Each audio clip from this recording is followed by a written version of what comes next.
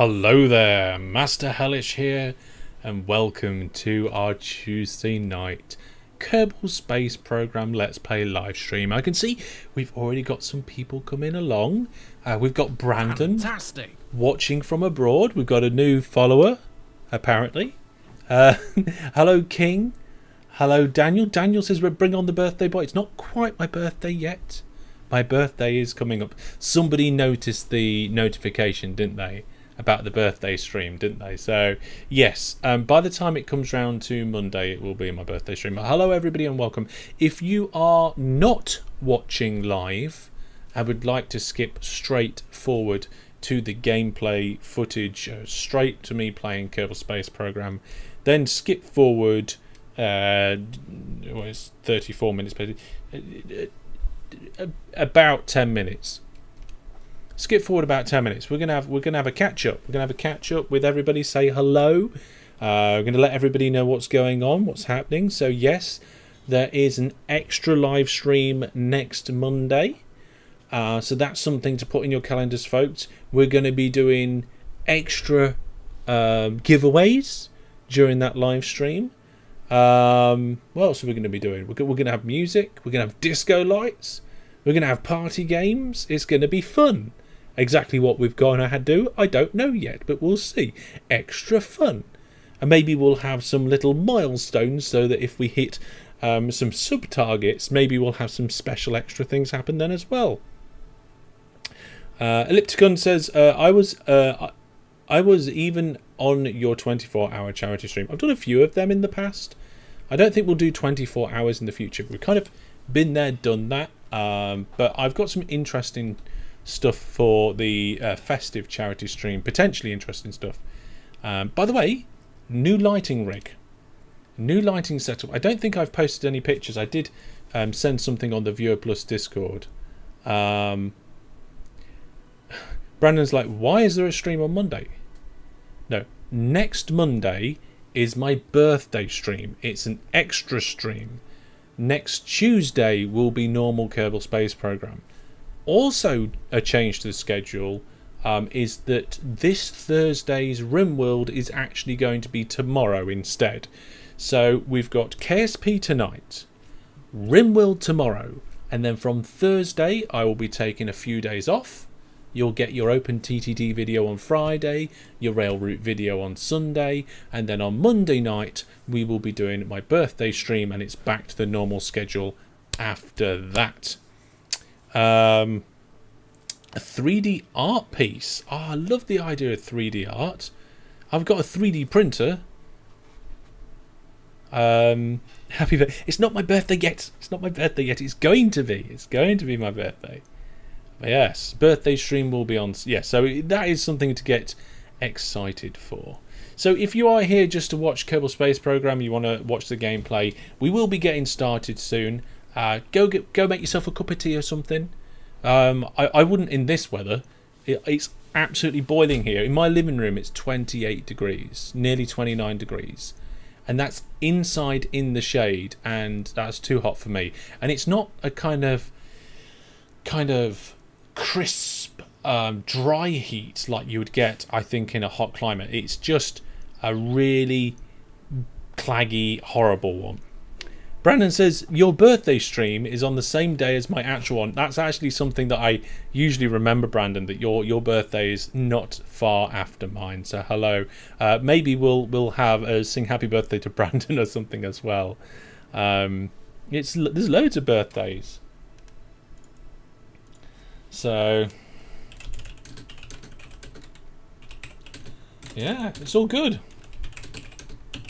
So to quickly recap, so tonight is normal, tomorrow night instead of Thursday, then I'll be AFK for a bit. I'll be about the house, but I'll be AFK, and then Monday we'll have an extra stream and back to the normal schedule on Tuesday. So if you want to see my schedule, head over to my website. The schedule also includes my lunchtime streams, which we're not doing this week. I'm not doing my lunchtime streams this week. I was going to start this new lunchtime schedule this week. It's just been too busy. I can't do it.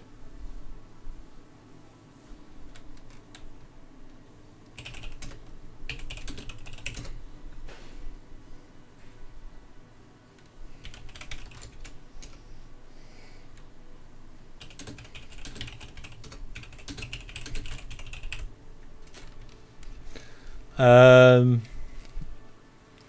how busy your friends are. Well, maybe. We'll see. We'll have see how you get on there, Brandon.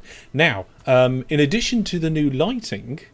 Now, by the way, this new lighting won't make a massive difference yet because I've got really good lighting now, a really good camera, really good lens, and a $12 capture card. So, whilst we did see a relatively big improvement in the quality when I put the new camera in, we're not getting all that juicy goodness into the computer just yet, so we'll have to see. Jack Mac says, I wonder how long the DayZ will take to update will take. Yeah, so we're looking at starting a new map, but I think we're going to wait until 1.14 comes out for DayZ. I think next week we are going to potentially start a Minecraft server, Viewer plus Minecraft server modded, which will keep us going until 1.18 comes out. So that'll be cool.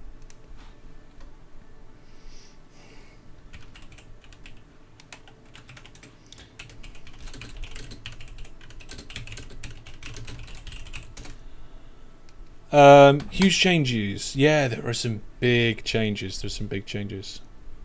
Won't you have to wait for the mods to update? The mods will be updated very quickly. We run some basic mods on our server, some notification and admin mods, and also we can start the server without the mods. But usually when experimental comes out, that's when mod makers start like checking their mods to make sure they still work with the game and things. So, oh yeah, in addition to the new lighting, I've also got some new settings, so I can do this. Hello. Oh no, it's not working. There we go. So I can zoom in now. It's a digital zoom, so it's not optical zoom. It's a digital zoom, and it's only it's still only a HD image stretched out, like it's four times, I think. So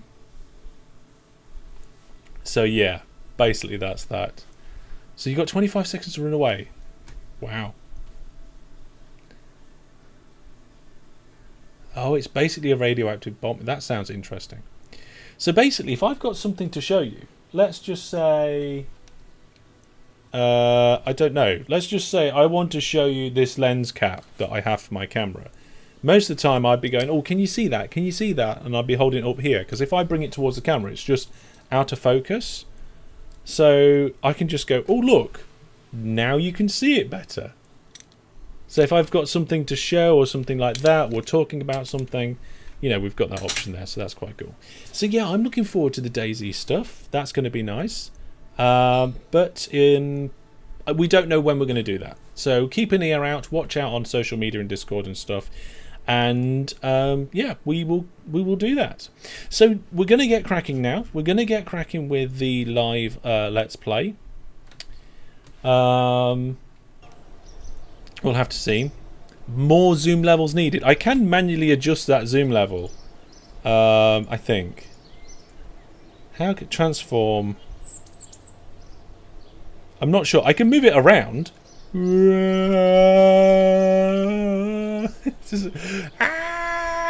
It's just ridiculous. I can do that, but I don't know if I might be able to do an extra zoom. Maybe we can like have a donation amount, and if we do a donation amount, I do an extra zoom. But before we get cracking with what we are working on in Kerbal Space Program today, thank you very much to Jack and Mac. We've got a reminder of what happened last time. Right, this is Fuel Station 1. I'm almost certain this is going to collapse, potentially explode, and almost certainly not be able to move.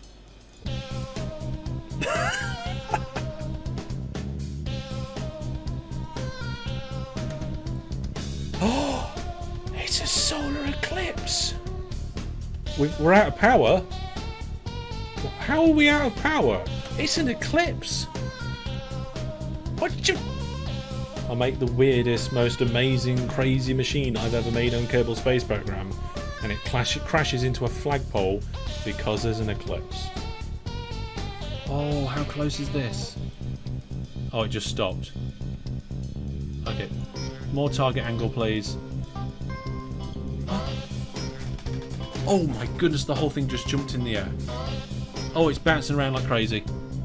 All the wheels are exploded. For a prototype, for a first ever attempt, we've done alright.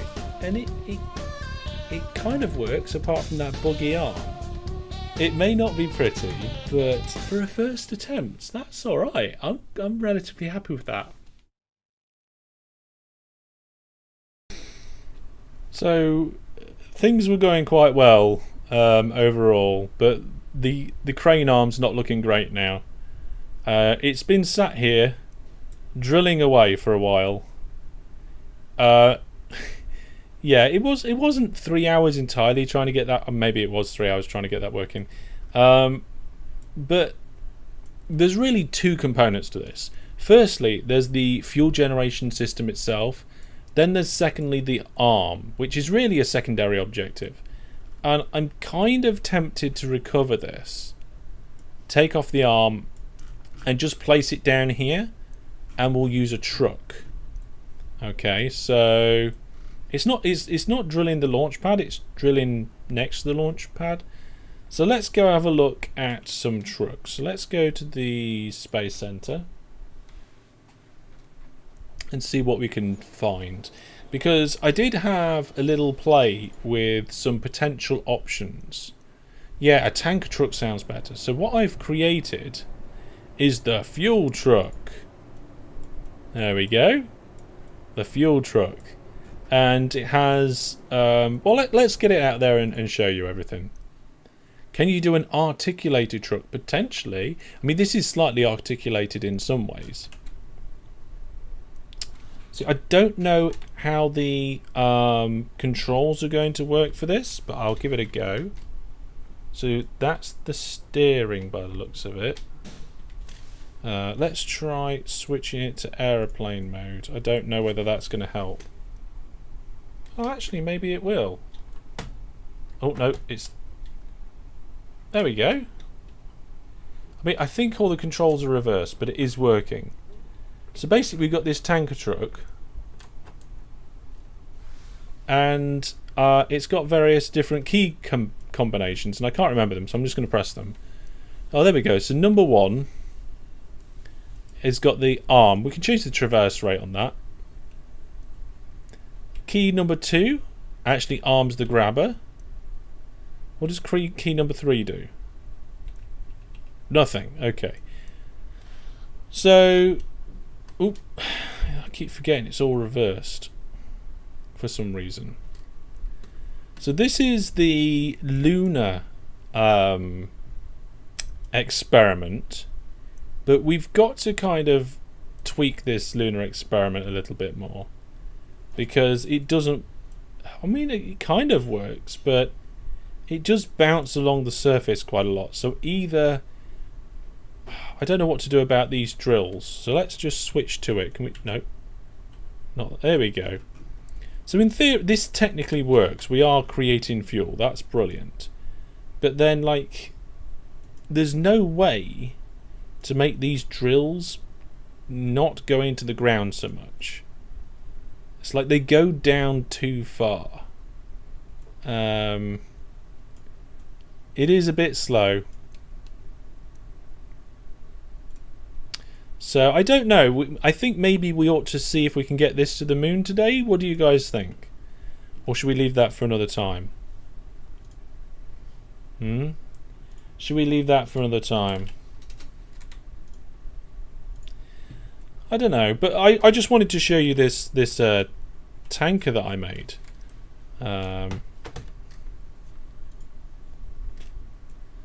I think it's a good tanker, and I think it'll work quite well. But obviously we wouldn't need one of these well, actually, would we need one of these tankers on the moon? I suppose we would, to refill our rockets. So we've somehow got to get one of these tankers to the moon and the 2 different parts there. So we've got 3 trips to the moon to do to get that working.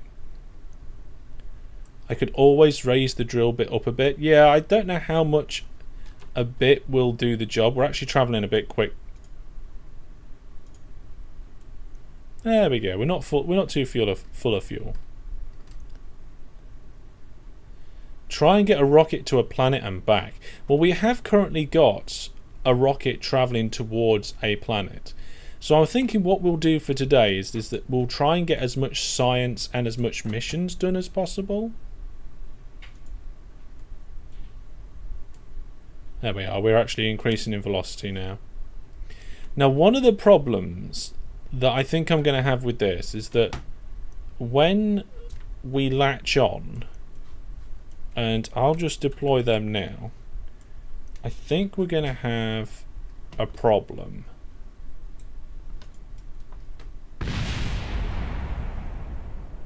Okay, that wasn't the problem I thought we were going to have.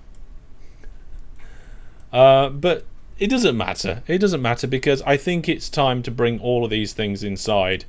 They were big experiments. We've learnt a lot from them. I think it's time for the Mark IIs. So let's recover that. And all of the fuel that these things have been making while we've been working on it, then that's all good. So what I think we'll do is we'll recover that.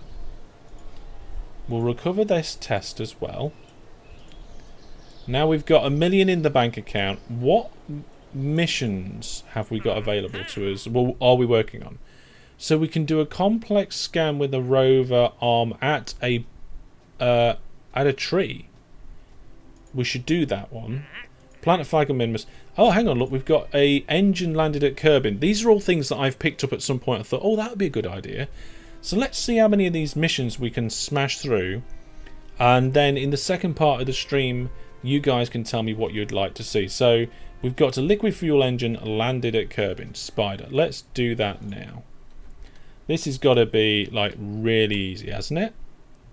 So if we just get any old thing, liquid engine. Now which one is it?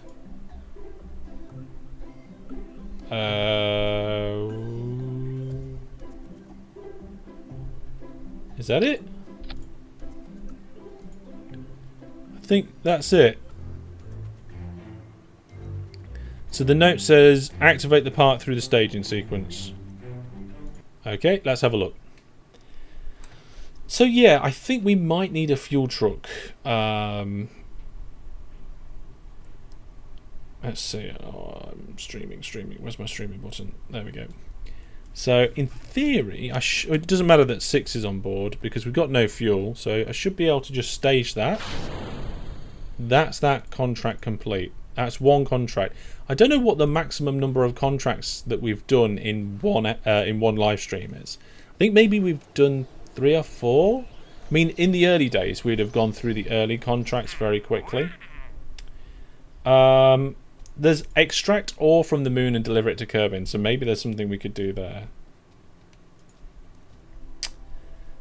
Science data from space around Minmus. We can do that. We can do that straight away. And we'll try and make a rover that can go and do a bobcat. Oh no, actually, we'll take the aeroplane. We'll take the aeroplane and see if we can do that and see if we can land next to one of those trees. That'll be an exciting thing to do.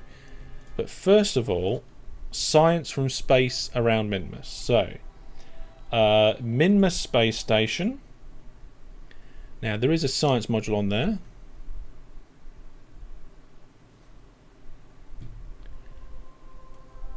You play the main competitor to KSP Simple Rockets too. Fair enough. Each their own. So then I think if we just get in here and get a temperature, log temperature and transmit that. 50%, 70, all done. There's that contract complete as well. Brilliant. So that's 2 contracts done already. 2 contracts already. That's good. It's good. And now I think we'll take the plane out. And I like to use the joystick for this. So we're not going to have any. Do we need to have a Kerbal on board? Do we need to have crew on board? I don't think so. So we're going to take the Kestrel 4. And we're going to fit the Kestrel. We don't need the ladder. At least I don't think we need the ladder. Okay, I'm going to undo that and put the ladder back. Let's open up the bay. So we've got our science jobby there. And a probe and nothing else. I think we can take this off. We don't need that. We don't need crew. Oh, you mean to use the arm? Well, we'll find out in a minute. Okay, so what's the mission for? To do scan with a rover arm. Pretty sure these two arms are the arms. Don't know if it matters which arm we use. So should we put it on the nose of the aircraft? Gecko, good evening. Welcome, welcome. I have no idea how this preview scanning range. Look, there you go, look. Oh, that's brilliant. U is spelled Y-O-U. Right. I wasn't talking to Google. Okay. Everything's playing right now. Yeah, good. So I think we'll leave that sticking out on the front just like that because it's hilarious. There we go.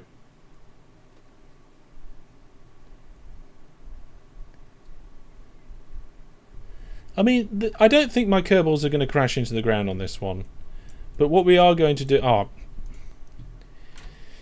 we actually went in with Kerbals by accident. But we'll try and do it without first and see what happens. See how it goes. Oh, and we've got the giveaway to do soon as well. So I'll get that giveaway launched soon. I like to do my game giveaways. So let's take the Kerbal crew out. Let's see. There we go. And now, I guess just launch.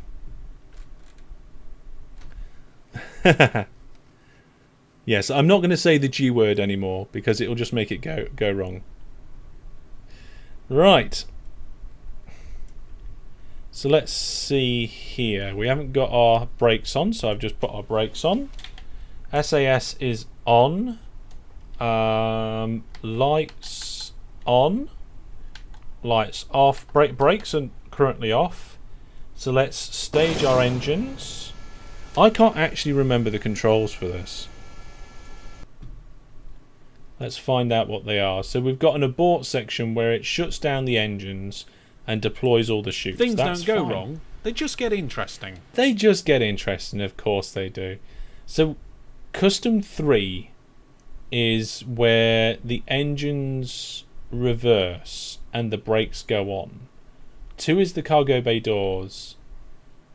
Oh, and number 1 is for the front winglet. That's for where we want to take off out of water.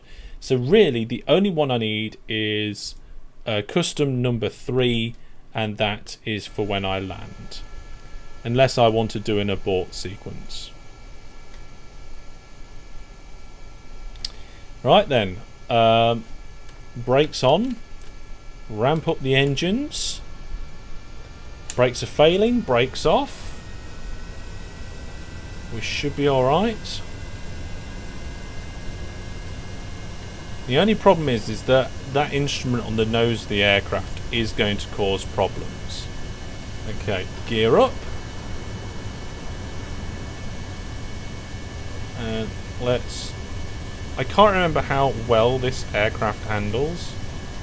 Oh, we're not in flying mode. There we go, we're in flying mode now. So we're currently going at full throttle, and we need to go over to the grasslands.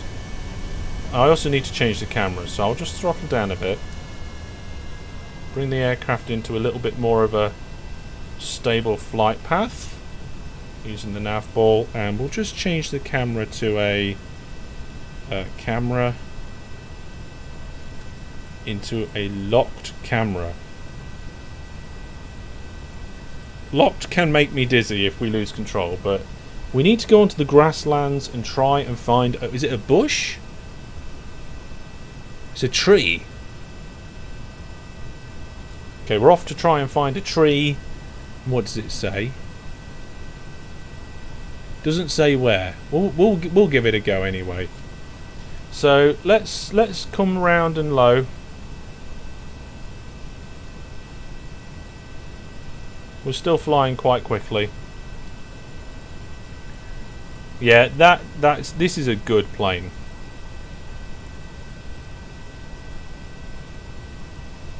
Gecko says, when I hear you say that, I look at my mug.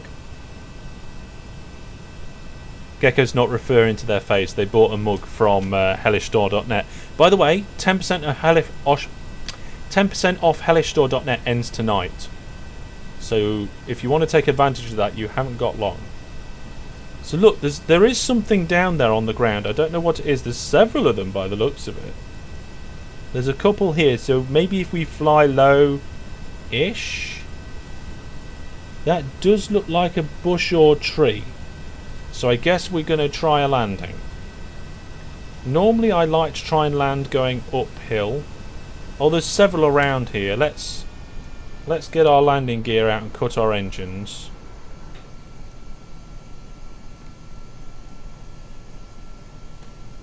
We don't want to cut our engines completely.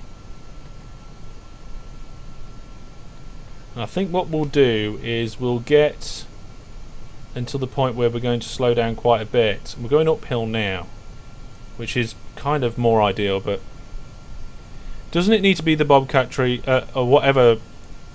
I can't read that. Does it not need to be that specific tree? Maybe it does. I don't know, but we'll find out.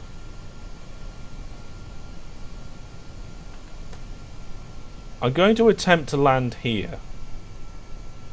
So we're coming in at a very steep banking. We're 500 meters up, and I'm going to put us into full reverse and braking soon. But in theory we should be able to take off. Oh, I just remembered, key number 1 is for takeoff mode, isn't it?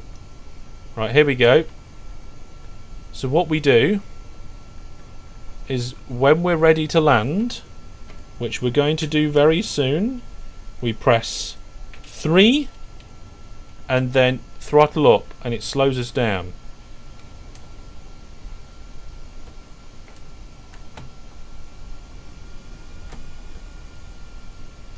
Right, we're going straight towards the tree. We're going straight towards the tree.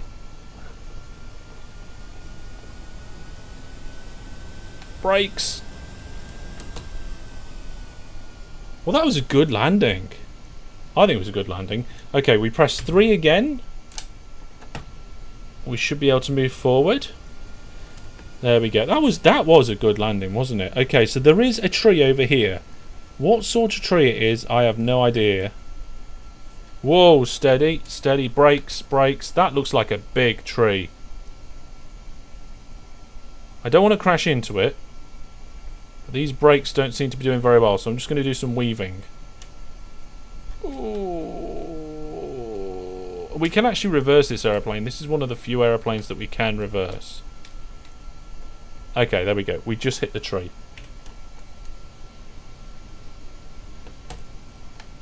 There we are. Just do a tiny bit of reversing.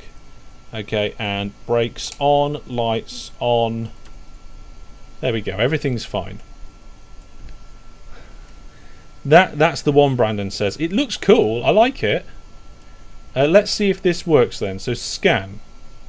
Not enough electric charge. Ooh, okay, so we need to redo this aircraft. Now, let's recover. Because we're so close to the Space Center, I bet we're going to get nearly all of it.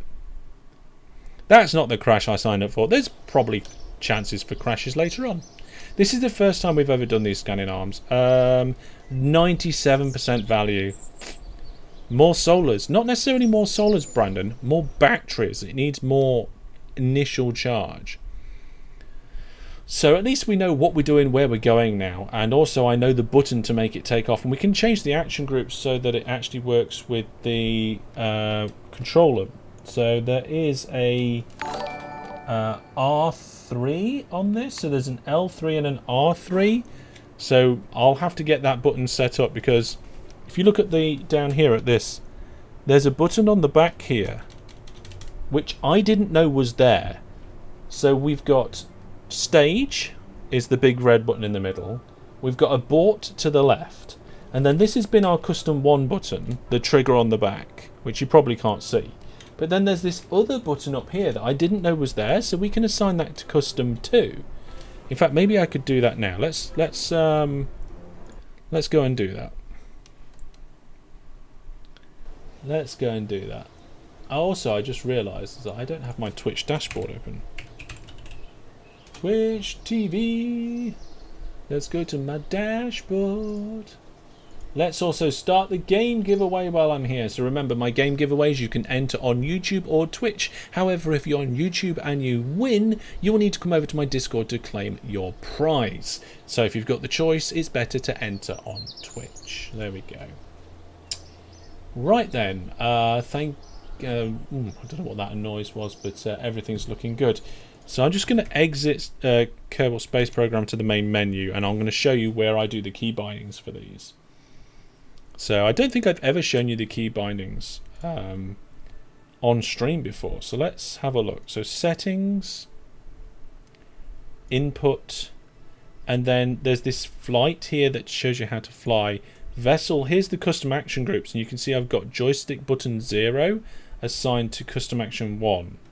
And I've got, let's see, if we go to the bottom, is it stage or is it in flight?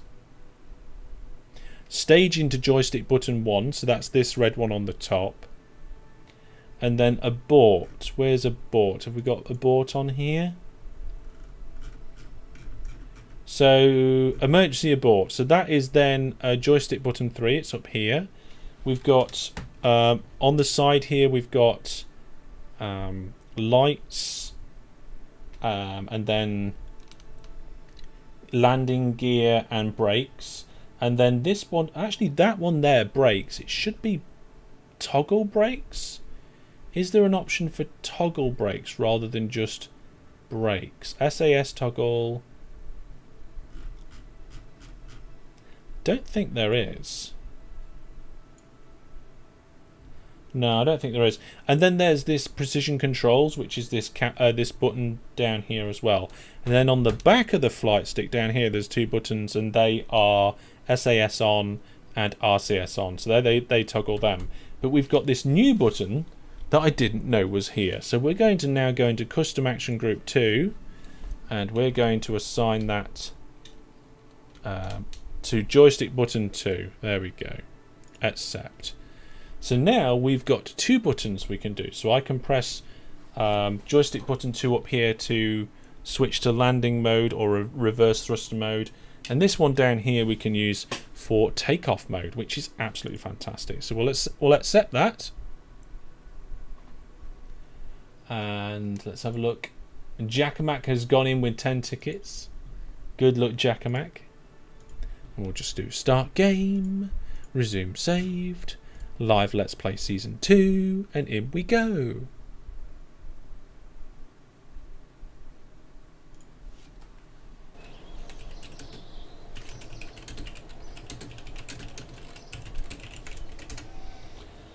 Let's see then. So in theory, got to spend the points somehow. Yeah, we should be able to add the batteries to this aircraft and also fly it better without needing the keyboard. So I should have the 2 main action keys that I really need. Let's open. I do need to actually change the action keys around. So here is the Kestrel 4 with that silly thing on the front. The bay's open, which I completely forgot about. We need to add some extra power to it. So if we just add like 2 little rechargeable batteries. There we go. That's going to solve those problems. We close the bay. And one thing that we... Oh, hang on. We've ended up with ladders on both sides. We do not need that. So, ladders, symmetry off, ladders. There we go. Now we just need to change the action groups because custom 1 for takeoff mode, that's fine. Custom 3 for the reverse, we don't really want that. And I think we're going to choose brake separately. So let's remove brake and then go to custom 2. We're going to go toggle engine, toggle engine. Tell you what we'll do, we'll get rid of them. We'll go back to build mode and we'll put these engines on as dual engines, because at the minute there was 2 separate engines, so that actually makes things better. So there we go. So we go to custom 2, toggle engine, and toggle engine. There we go. So that should be with that button up there. Custom 1 is the wing deploy for takeoff. Custom 3 we can remove them now and put in the toggle bay doors. And custom 4 we can do the toggle ladder. There we go. So we're actually going to save the Kestrel 4 and just check what crew we've got.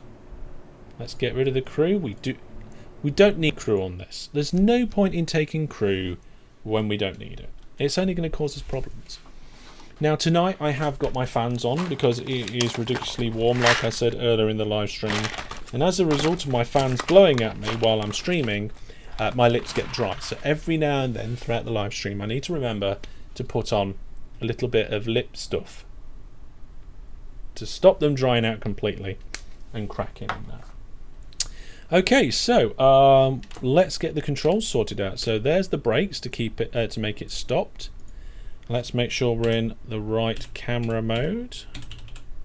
There we go, locked camera. Let's zoom in a little bit. We know roughly where the tree is and what it looks like now, so that's good. And we're going to turn SAS on. Did I turn SAS on last time? I must have. Okay. So here we go, folks. No keyboard required. I'm going to press the button to deploy flaps, so you might see them move. That is takeoff flaps. And we're going to activate those engines. Full throttle. And as soon as the brakes fail, take the brakes off. And we're just going to try... Whoa!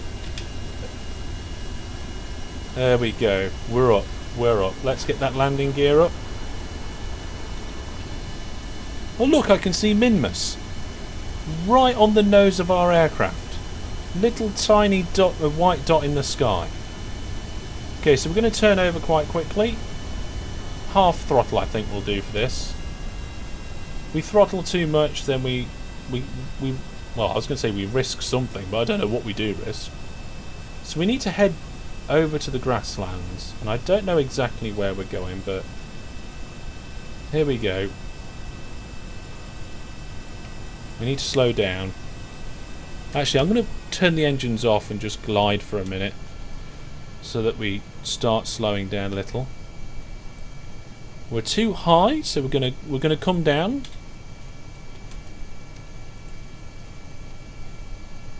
I did put the batteries on. We have a look up here. We've got 960 electrical charge now, which is fantastic. We've got plenty of electrical charge. See, I'm not seeing any of these trees, so I've got a funny feeling they were further over on the grasslands. So let's throttle up and go check it out. So now if I press this button up here, it will put us into reverse, which is brilliant for landing.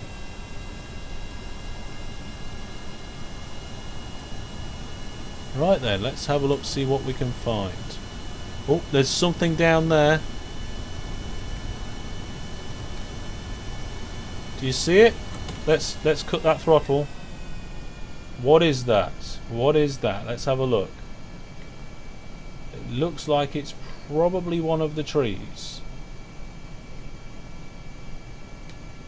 Yep, almost certainly one of the trees. So we need to come into land. Let's get our landing gear out, and I guess... Oh, there's a tree just here as well. Oh, there's one there. We'll head for that tree, because then that gives us more landing space. Here we go. Now once we get just above the ground, we're going to put our reverse thrusters on.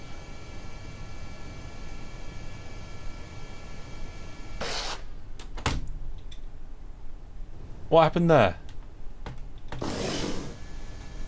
Oh, we toggled the engine. That doesn't toggle the direction. Oh no, this is going to be a bumpy landing.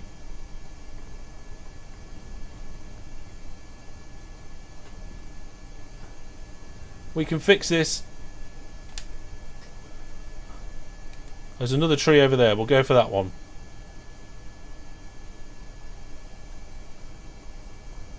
I'm just going to glide. There we go. It's actually flying really well. I tell you what. Hey Dexter, welcome to the stream. We're just kind of gliding towards our objective a little bit. Did you put batteries? I'm almost certain I put batteries on. Like, if we zoom in and go in... yeah, I can just see them here. There. Oh, hang on. Where's the tree gone? Where is the tree? Oh, there it is, just over the hill. Yep. So, we can't reverse at the moment. But what we can do is I can put the brakes on. And we can stop. And I can go to Action Groups, Edit Action Group. And it's this Custom 2 here. It's Toggle Engine. It shouldn't be. It should be Toggle Thrust Reverser. Toggle Thrust Reverser. So now I've got full reverse thrust, which is better than brakes, which means we can go along the surface quite quickly. There we go. 50 kilometers. It is quite fast. Whoa! Tree's just gone out of view. We need to get ready to reverse thrust. A little bit of brakes, because I don't know where the tree is. There's the tree. We're just going to head straight for it. Put our reverse thrust on. We're in reverse thrust mode again. And we'll get ready to brake. It's just a little bit weird that when I'm on the ground, my left and right movement is different. Never mind. Okay, here we go. We're getting close to the tree now. Close to the tree, close to the tree. And we're probably going a little bit too fast.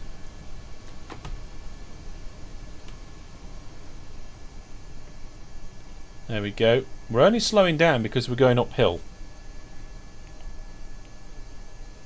I think we're probably actually going to stop short, so we can just change the reverse thrust, give it a bit of a throttle, and then use the brakes. Look at that. Fantastic. Brilliant.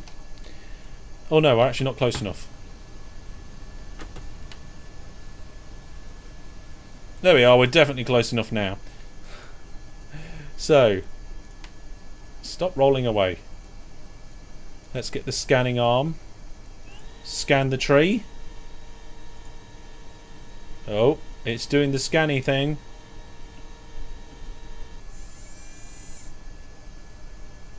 Oh, it's actually pointing it right at the tree as well. I've never used this before.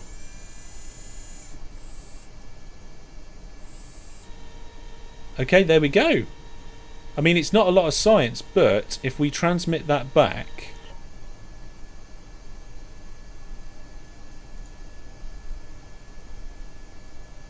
What did that say? Whoa, whoa, whoa, whoa, whoa, what did it say? Review report. Not in comms range. Ah, well, we'll fly back then. Then we'll be in comms range, won't we? Right, okay. Reverse thrust.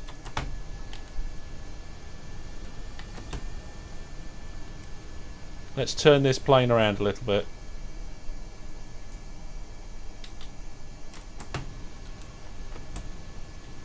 And we'll put ourselves in takeoff mode, which I'll show you that a little bit now here. So when we're in takeoff mode, these flaps move. Watch.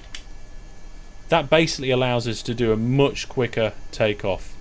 We should take off before we hit this hill. This will probably work. Okay, so full throttle, brakes off, get ready to disengage takeoff mode. And there we go. Now where's the space sensor? somewhere over here, I think. Now, chat, do you want me to try and land it properly or use the emergency abort to land? Oh, there we go. That's where we need to head. Let me know which way you want me to do it down in the chat. Shout out. What the... This is a bit weird. Oh no, that's okay. It's just the camera angle's a bit odd. What happens if I turn the SAS off? Okay, it's got a slight tendency to climb, but it is relatively stable. Okay, crash landing, emergency abort, abort proper. Ooh, it looks like we're coming in for an emergency abort, folks.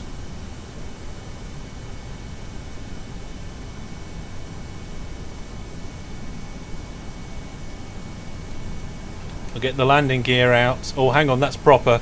Oh, that's 3 votes for properly. Properly just took over emergency abort. Okay, let's see if we can do it. Landing legs out. Engines to reverse thrust. Oh, actually, I accidentally pressed the emergency abort.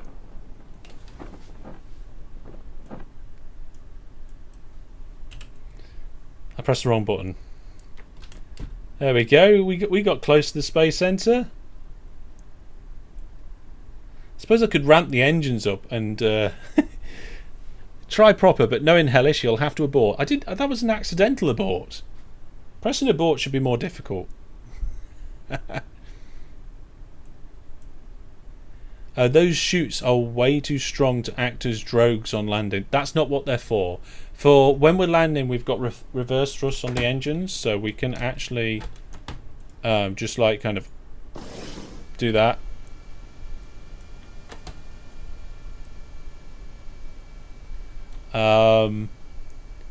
It's okay. Let's just help this along a little bit. And so yeah, Egg was right. So no, when we do our landings, normally we use the engine. And let's see if we're close enough now to transmit. So let's review the report and transmit. Do we need an antenna on this? Because like we're 2-something kilometers away. Let's have a look. So let's forward thrust and activate engine, but we'll only use those 2 engines.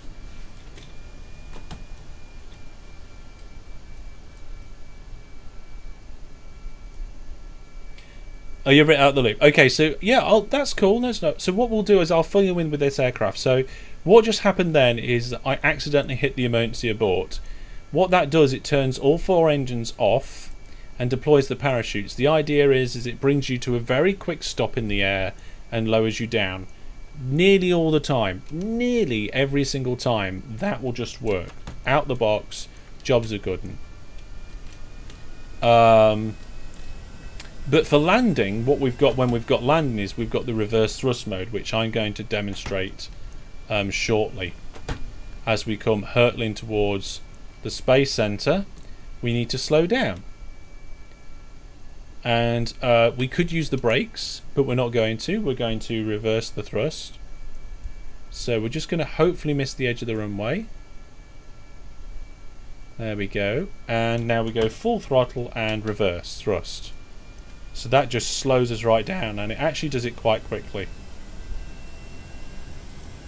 And what we do is we get ready to put the brakes on and cut the engines. Otherwise you end up going backwards too much. Let's see if we can transmit that now. Okay, what we'll do is we will use an engineer to fit an antenna to that, because that's the fun way of fixing this rather than doing it again.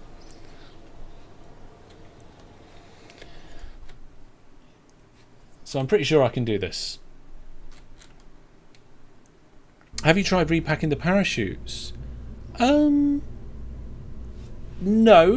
No, I haven't, because usually in most scenarios when I've had to use the abort, it's probably mission over for that aircraft. It's very rare I actually have to do that. So let's go open, we'll go into rovers and we'll choose the science rover. We'll remove the science module off the back. We'll remove the data storage and experiment from beneath. We will attach a cargo storage unit that looks like it worked beautifully, and then we will put a little antenna in there. Get one of our engineers. Jesse, you are going to be our engineer driving this rover today. I'm pretty sure that will do the job. So let's see if we can go fit this to our aeroplane and basically fix the problem. Now, if I remember correctly, we shouldn't really drive the rover with the stick. So I'm going to use the keyboard for this because I just don't think it works well. Oh. So we've got 1.6 kilometers to go. This is a relatively stable rover. It's a good rover for driving around on Kirby. And I think if I was to make any improvements, I don't know. I think I might try and lower the center of mass. I'm not sure. But in theory, we should be able to drive our engineer. We should probably save this as an engineering rover rather than having the science variant as well. In theory, when we get over there, we should be able to stick this antenna on the aircraft and then transmit it back, and that will complete the mission. I really like this rover. I like the way it looks. We don't need the ladders on the front. We can get rid of that. Oh, bump. There, we're okay. I think I've got it so that only the front steers, which does give relatively good control actually. We can get 3 Kerbals on it at the moment, but I don't see why you'd want to get any more than 3. Like if you had a pilot, a scientist and an engineer, why would you need more than that?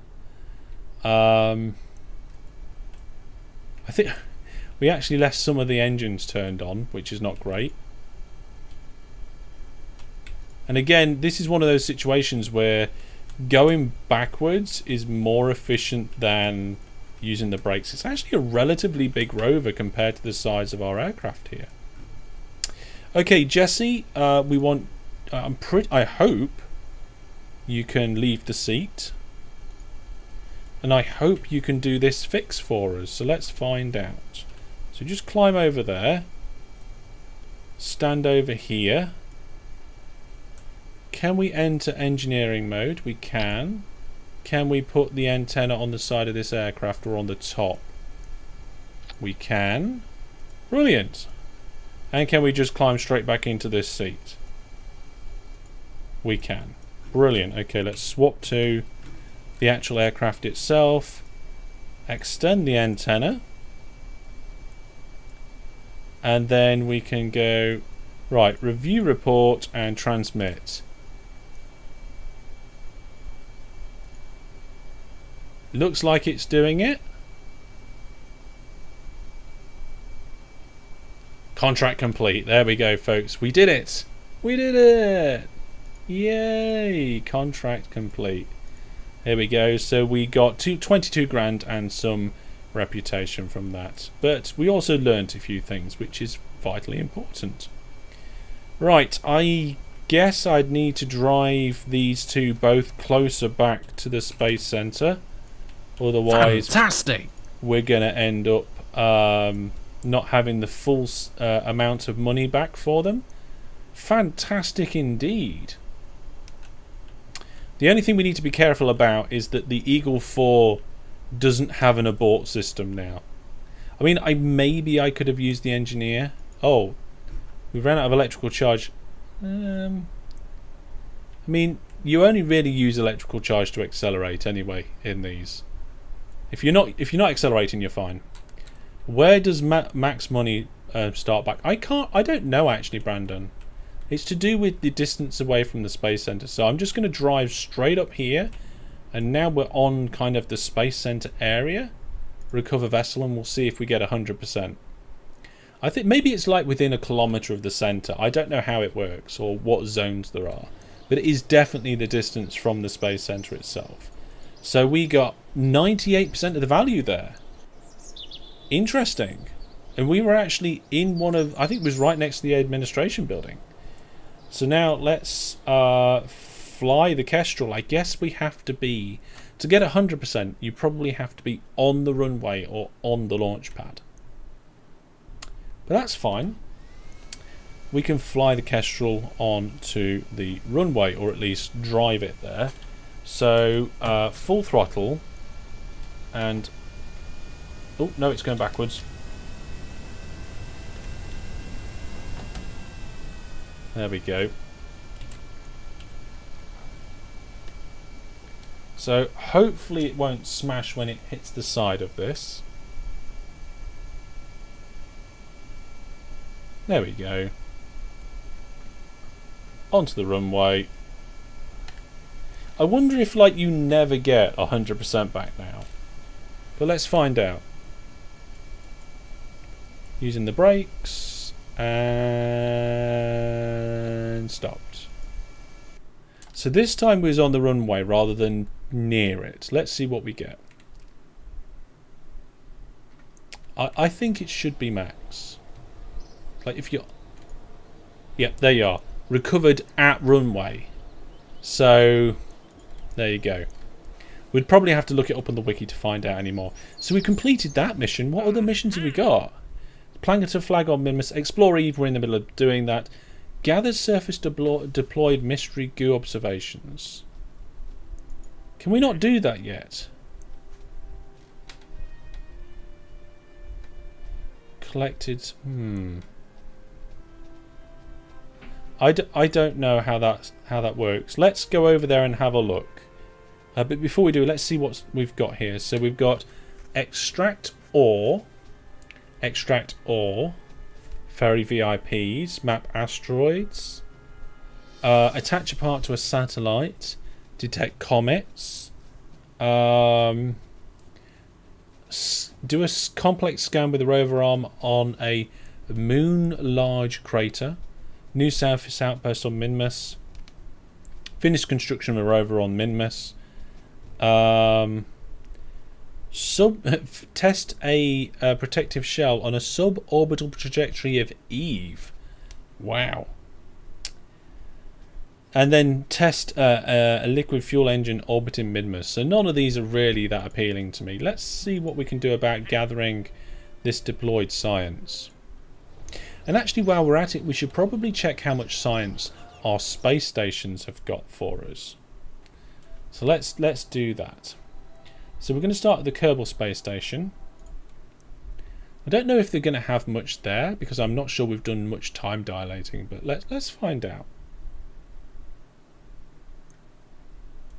So here's our space station, looking fantastic. Network 17 working hard there. And I can see, oh, we've only got 8 science. So it hasn't been long since we collected it. We've got plenty of data. So we should probably just go straight back to the tracking station and over to our moon base to see what we can do over at the moon base. To see if we can recover those weird bits of data. So let's go and fly that. I'm going to have a little drink. It appears I have water tonight. And also tonight my mug says I'm kind of a big deal on YouTube. Some friends from work got me the mug. It's kind of them, isn't it, eh? Right, okay, so we've got these things that I think we deployed them last time. And its science rate is 45%. It says it's connected. Power state's unpowered. And that power state is unpowered as well. It says power units produced 0, power units required 1. And this is power units produced 3. So we've got 4 things requiring power. So I think what we'll do is we'll take in one of the experiments and see if that helps.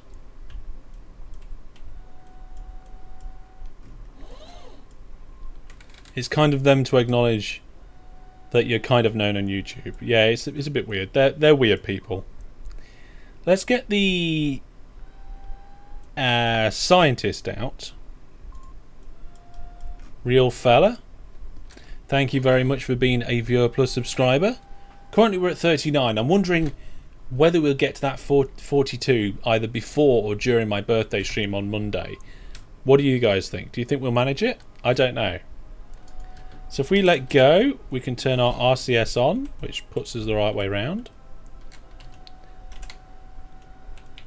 And then I guess if we just like put one of these experiments away, you know, we need to empty our hands. We're carrying too much. There we go. Let's put one of the experiments away and see if we're overdoing the power, or we haven't got enough power. So pick up part. Suppose I could just disable it, but I've picked it up now anyway. And then we'll put it away.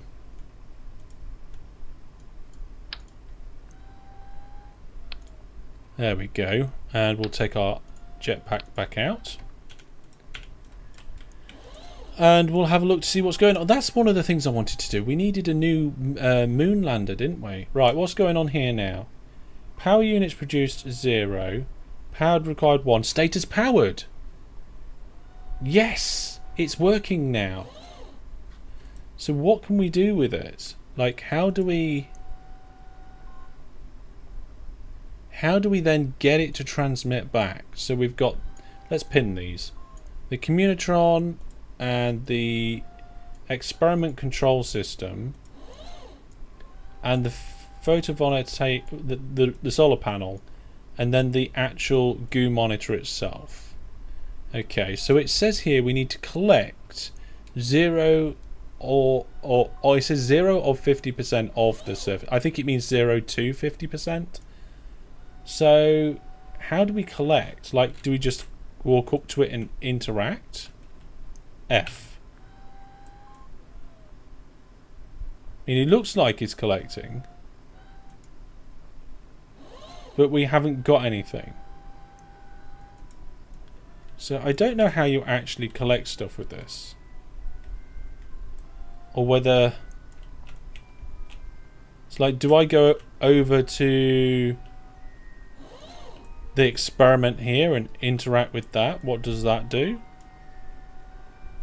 Just doesn't seem to do anything.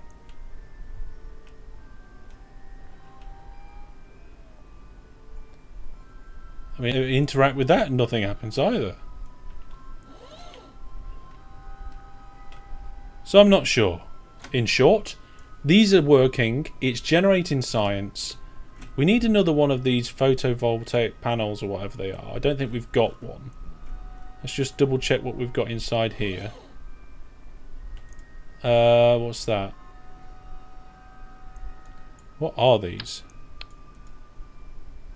That's a deployed science experiment. That's a deployed science. Okay, so we haven't got another one of them.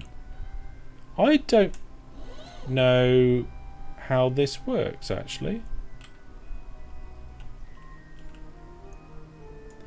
There's an extra option here for renaming a vessel. I can either disable or pick up parts.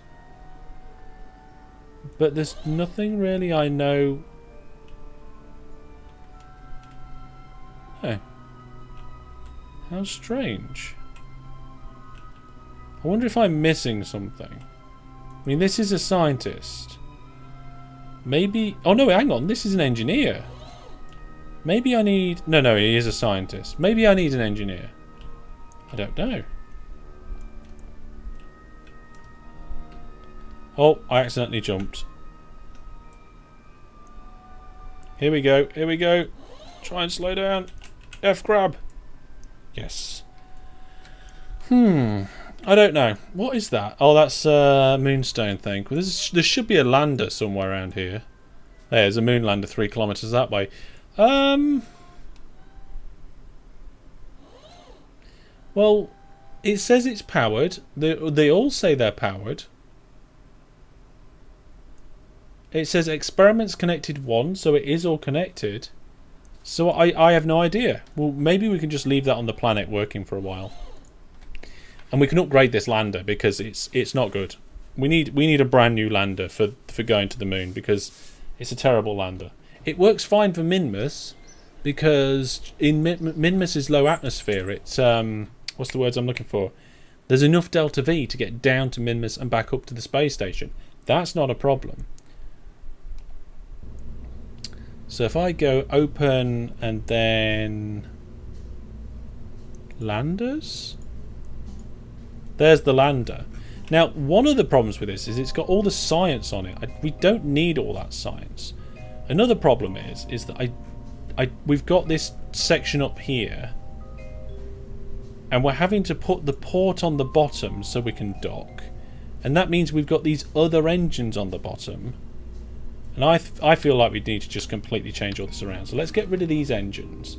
We'll put a decent vacuum engine on the bottom.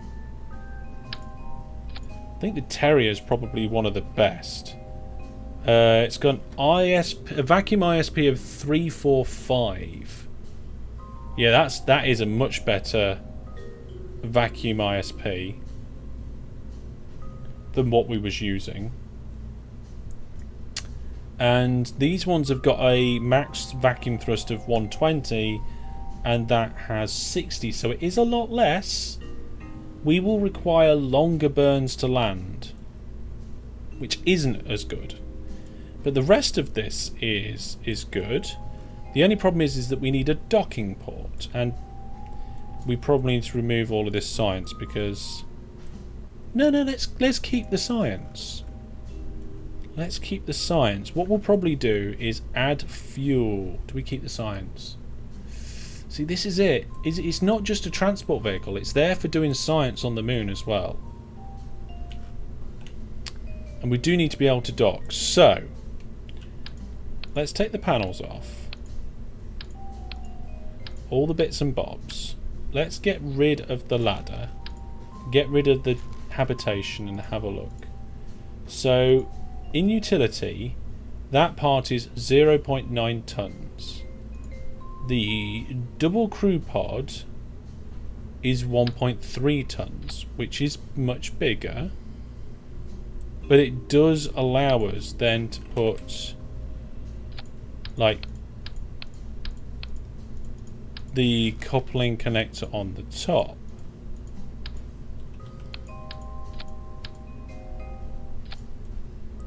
And the Kerbals can get in and out the side. It brings the centre of mass down. Oh, I don't know. Guess that would make it easier for docking. I just don't know about having the RCS ports on the side like this. I think that would be okay. I think it'd be alright. I really don't think we need ladders on the moon. Let's get rid of the ladders. Get rid of the ladders. We can use the better probe now as well. So let's... Oh no, that is the core of the whole thing. Take the probe out. And because this is going to the moon, we don't need that air thing either. That's no good. Get rid of that. Let's get the other probe core in. That one's even better. So there we go. So we've got a better probe core in there now. Let's close that. Let's open it up again and put the mystery goo back inside. And we only need one of them. There we go. Now the next question is that do we need... I suppose we do need a battery and stuff as well. Yeah, okay, we'll leave that. We'll leave that on there. So then we definitely need to have some RCS. So let's add those. I don't think we need as much RCS as what, or I should say monopropellant, as what we had previously. And also I like these little blue lights. They're very important. It might be that we have to move the blue lights to somewhere else. Actually, no. If we put the blue lights there, then the the solar panels can come to the side. There we go. We'll just move this rover arm to the back. Something like that. Yeah, that works for me, I think. The only thing is we just want to rotate it. And we don't want two of them.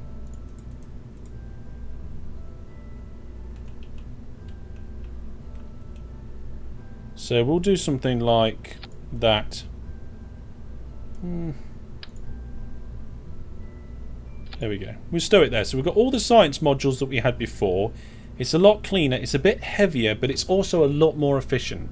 And I feel like maybe we do need to add more fuel. Let's have a look. We can compare the delta V's.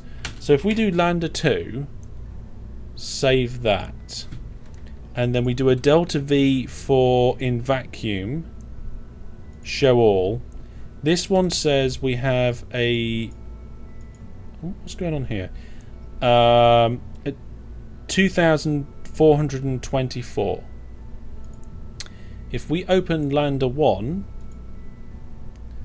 and we set show all vacuum, it's 1,765. 1765.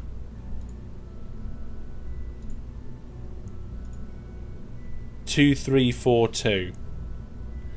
That's the difference. I don't know what has made the difference there. I think it's just the change in engine. I really do think the change in engine has made a big difference there. I feel that's a much better lander. Yeah, let's get rid of... I don't want to see that flag. There we go. That's much better. And I can't remember if these blue lights are supposed to blink. So let's save that. And we'll save it in the right place. We'll save it in landers. This interface for choosing your folder of where you're saving things, it's not good. It really isn't. Because then you have to not only... you can't move something. There we go. So this is our new lunar lander. It's got a good amount more delta V, I think. It can do science. It can hop about. I do feel like we should add more.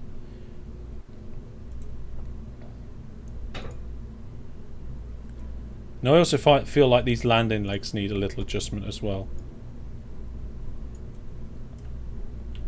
Like somewhere between...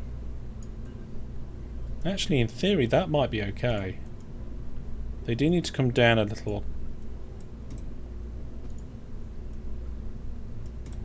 There we go. I don't think this lander will actually make it off the ground on Kerbin. But let's see. It hasn't got a lot of power. You have to... the other one that we had a lot of power, but it wasn't nowhere near as efficient. Nowhere near. So let's do some testing. So lights. Yep, the lights are all good. If we turn the lights off, does the blinking stop? No, the blinking carries on, which is good. That's what we want. And also the lights turn the pod on and off, so we need to disable that. Landing legs do give clearance of engine, but only just. If we're coming down and bouncing on the landing, that's not going to be enough, so we need to change that a little bit. Let's see if we can take off with this thing. So SAS on, throttle to maximum, and well, there you go. That answers our question, doesn't it? That engine is not powerful enough on Kerbin, but it doesn't need to be, because this is not for Kerbin. The only thing I'm a little bit worried about is docking with these RCS ports, but if we turn RCS on, I mean, they're all working fine. So let's recover that. So what is it we need to do on this one to make it actually okay to take to the moon? And what are we going to take it to the moon on? I think we're going to have to launch it on a TR-10. I love using the TR-10s. Love using the TR-10s. And then we can get rid of the other one. because the other one is rubbish. We can crash it into something. Should we crash it into something? I think we should crash it into something. In celebration. So I'm almost certain this has got enough delta V for a nice vacuum bit. I want enough to be able to hop across the surface. So what did we say? They said the landing legs are too pitched out. So let's bring them in a little. So obviously that is straight. That is then one notch out.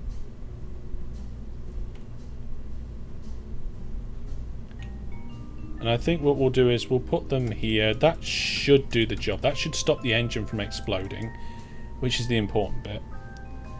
And then we need some fuel tanks. So we want some sort of radial tank, I think.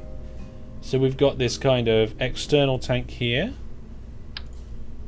That looks pretty cool. I like that. That's definitely a Lander-esque tank. Maybe we can have like 4 of them. Oh, that looks very Landery, doesn't it? And it puts our delta V up significantly. Though having said that,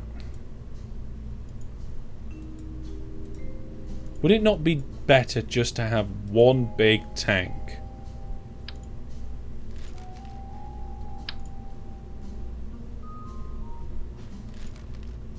I mean, obviously not that big. We've got these little balls. Little hoopy bits.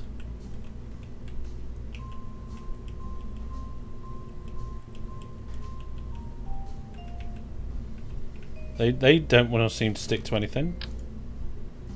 That tank is twice the size. We don't really need a tank that's twice the size. Kind of need something between... Oh, I've just had a brilliant idea. Let's take that off. And this off. Disconnect this and put an adapter on. These adapters hold fuel in them, and it will look good as well. Fantastic. So we only need one of them.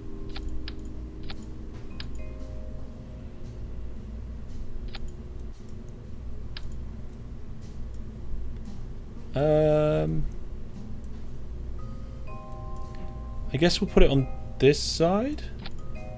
Can I not just put it in this bay and have it shoot out somewhere? Like, if I put the mystery goo to the side a little bit, we can just stick that on here.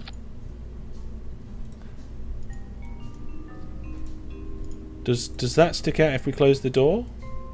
No, it doesn't. Oh, that's even better. Oh yeah. Now the only problem with that is it makes it taller, and I don't like the fact that it's made it taller. What we can probably do is just do a little bit of offsetting, just to shrink it a little bit.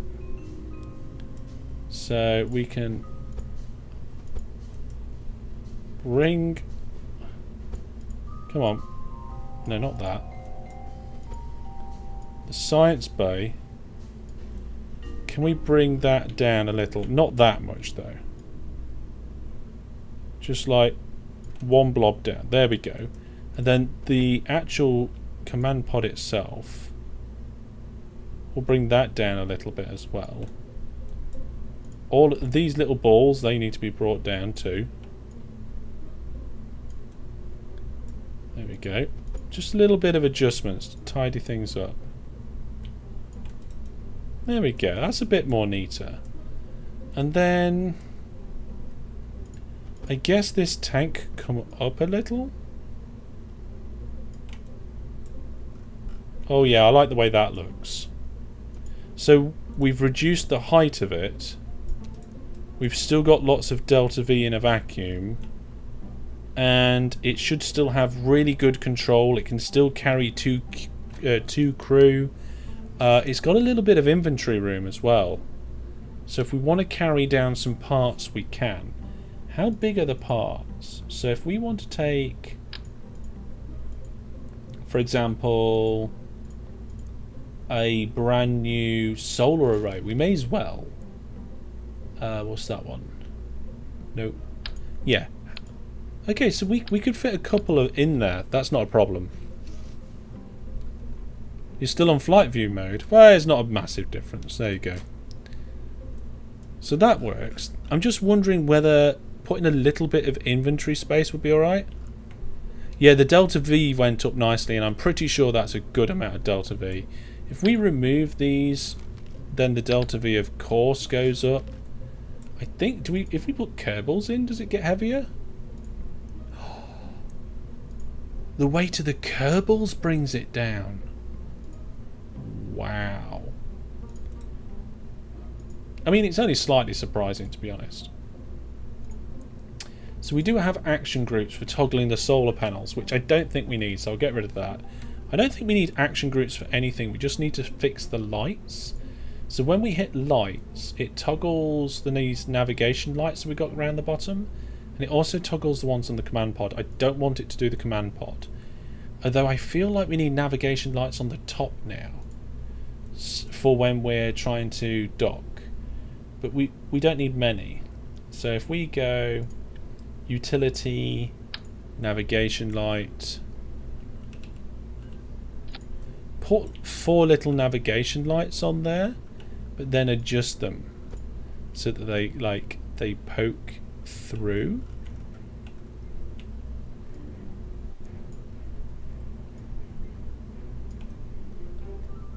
Like this.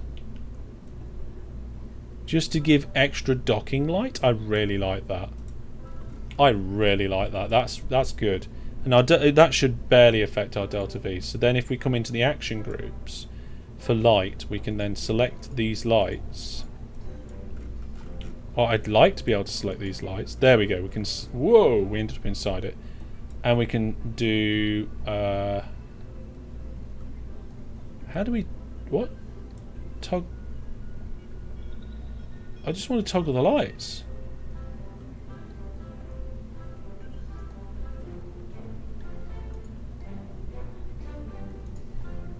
Oh, they're already on there? Oh, they got added by default. Okay, brilliant. Okay, fantastic. Look at this. Start retracted. Let's save that in landers. That is a much better lander. The only thing is that I'm a little bit worried we haven't got enough RCS of the on the monoprop side of things, but I'll be all right. I think we'll be okay. We can dock without RCS, and most of the time I use too much because I'm impatient. Now we have to get this to the moon. So I think what we'll do is we'll take some of the panels, the photovoltaic panels, while we're on our way. And no, I won't save that. I'll open up the TR10 booster, and then we'll open up the TR10 second stage and merge. I have no idea if this second stage is good enough to get this to the moon. We're just going to try it. And then we'll do the lifter module that's spelt very wrong. It's got a fairing. Now this actually has a docking port, but we don't really want a docking port. We want a decoupler. Wrong size. There we go. If the carrier rocket has RCS thrusters, consider an action group to turn the lander ones on and off and save their fuel. I mean the lander one... Yeah. I mean, we have got monoprop at the space station. I'm just talking, we need enough monopropellant to... We don't need monoprop really to get down to the moon. It's when we come back up and want to dock with the space station, we need enough monoprop to dock with the space station. We then only need to do that once, because once we're docked, we can then refill the monoprop. So we should be alright. Your model's just doing a quick render. Cool. Welcome back. Let's open up now that lander. So it's the lander 2. We're going to merge this on the top, and we're just going to change the reroute part. There we go. And we're just going to do build fairing, so we need to come out a good bit for those landing legs. Probably relatively straight up to begin with. A little dimple in. And again. And then a top. There we go. I don't know whether this booster is going to get to the moon. We're going to try and get it to the this rocket to the moon in one go. I don't know whether it's going to work, but we'll save this as TR10 booster new lander, and we'll try. It does look promising. I don't know if it's got enough delta V, and we also need to check the staging because I forgot to do that. But fingers crossed, eh? And if we get this there, it means we can do more science. We can hop up and down, so we can go down to the lunar surface and land and go, oh, we're not quite in the right position, and move to where we want to be. Right, so the sun's setting. The sun is setting.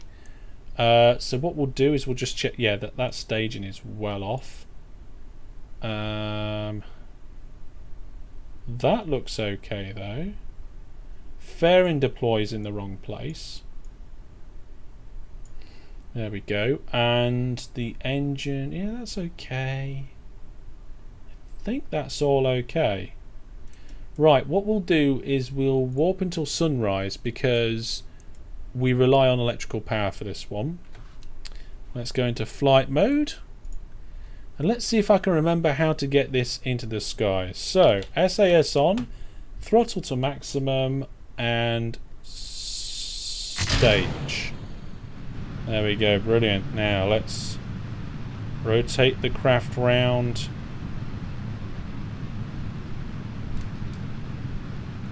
So that we're facing the right way with our flaps. Where's the moon?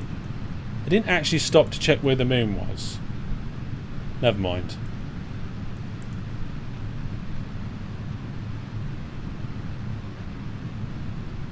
Time for you to head. You know what? We didn't actually finish that giveaway, did we? Let's pick the winner now. The winner is Jackamak. Congratulations, Jackamak. You won the game giveaway. I'll give you it on Discord sometime soon. So we are flying the TR10, which is our test rocket 10. And I'm now going to start doing a slight gentle turn.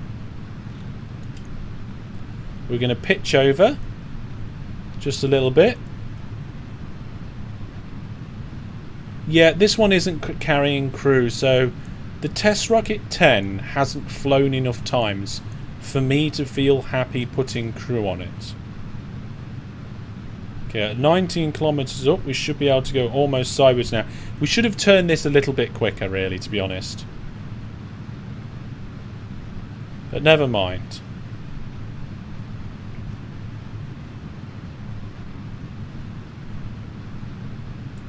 Let's have a look. What's our... Oh, yeah, that's not too bad. The booster's nearly going to get to space. So what we do is we do a stage separation after blowing the fairing. Oh, second stage blasted off. Let's just get rid of that. The second stage does need to actually burn, but I didn't want to do it that quickly. There we go. Everything's looking good though at the moment. Let's get the antennas and solar panels out. And in map mode we can see the second stage and lander there and the actual main booster there. So what we need to do is switch back to the booster before it gets too low. We're going to the moon. We're taking a new lander to the moon. So we're just going to push this out as quickly and as fast as we can. This second stage on the TR10 has some high efficiency engines and some relatively high efficiency engines. The relatively high efficiency ones we only use when we do our orbit injection. So this bit that we're doing now. And overall it's going okay. Not too bad at all.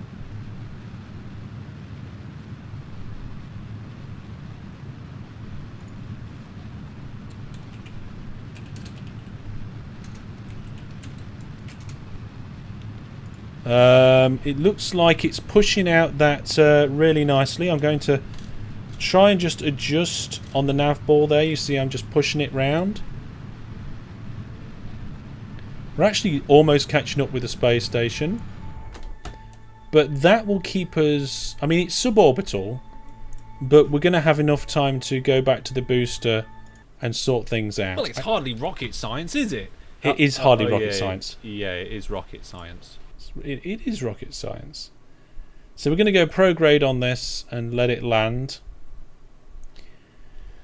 I've got a funny feeling we haven't got enough fuel to get to the moon. Well, actually, all we got to do is get to the space station.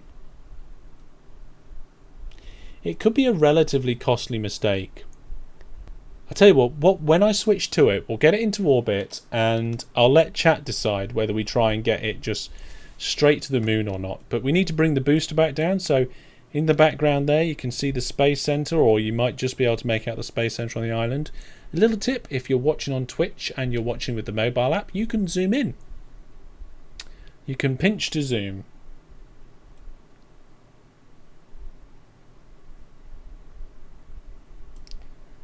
Let's see.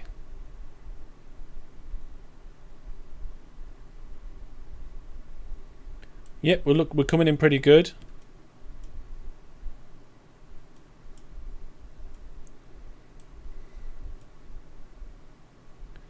Hellish, you do not have enough fuel in the space station. What makes you think that?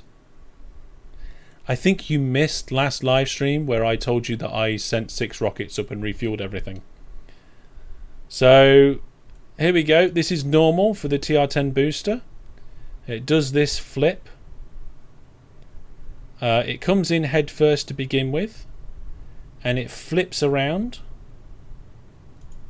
and then we turn the SAS off, and we just use the weight of the engines. It's a straightforward process, and then we just get ready to deploy chutes at the optimum time. So drogue chutes will come out at around 2 kilometers, and then full chutes at around 300 meters. We cut it quite close. So let's see. That's 4 kilometers up, 3 kilometers up, and there's the drogues. Hopefully they deploy in time. Serious braking happening there, and main chutes as well. And there we go. All good.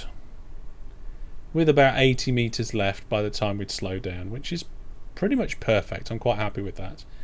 Usually we can recover this before it falls over because it drops in really straight in the water. So let's go now back to our rocket, the second stage. And we'll check it out. We'll see how things are going. So we got back 90% of the value, which was 43,000 in funds. See, if we can make our own fuel, then we're laughing. We're laughing. Have you ever tried powered landings like in the Falcon 9? I did do a powered landing a couple of streams ago because I said I would try and do a hover slam if somebody subscribed to Viewer Plus, and somebody did subscribe to Viewer Plus. So I gave it a go. It didn't stay upright, but it didn't explode. So I think people were relatively happy about that. Okay, let's fly the second stage.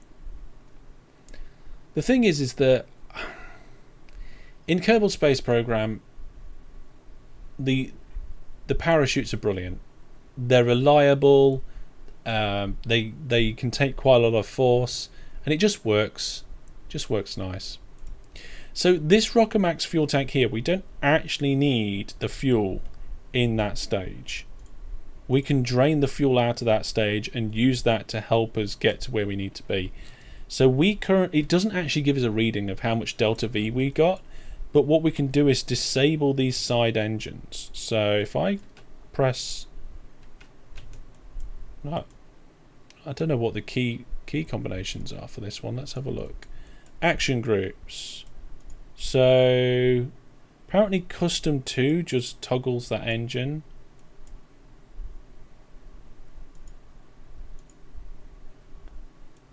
Oh my goodness, it's all sorts of... Airstream service bay toggle. There's all sorts of... Oh, it's because it's both at once. Oh, it's all messed up. Oh, never mind. I'll just do it manually. So we just turn these engines off. Shut down that engine. Shut down that engine. And we'll turn on one of the lights. That just reminds me that one set of engines are disabled. Right then. Did I see the moon there? There's the moon. So we're actually in the perfect position, I think, to start burning. Pretty close. Pretty close. We've got about half a tank of fuel. So let's get ourselves prograde. We'll use the probe control to do that rather than flying. Air brakes help a lot with hover slams. Yeah, we've only just... I don't think we have air brakes yet, actually. There we go. Full power on those engines. I don't know if this is going to get us to the moon. I hope it is. But this is a relatively big burn. We're lifting a relatively heavy craft. This lunar lander is not light. But I did just take all the fuel out of it. So we'll see. I think it's going to be relatively close. It'd be really disappointing if we get really close and then can't get to the space station. But it might be that what we can do is abandon the second stage and use the tug ship from the space station to go and fetch it. So we are starting to run out of fuel, but we are just about to get an intercept with the moon very shortly. So I think we might be okay. Okay, let's have a look at that. Let's focus the view over here and see what that's like. Oh, yes. Let's get that in a relatively close position. That is, I would say, almost perfect. We're a little bit low, but I'm happy with that.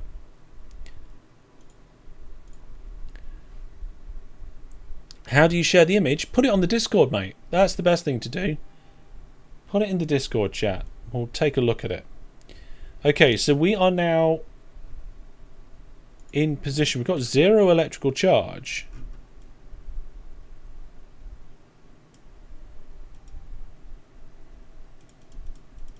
Oh no.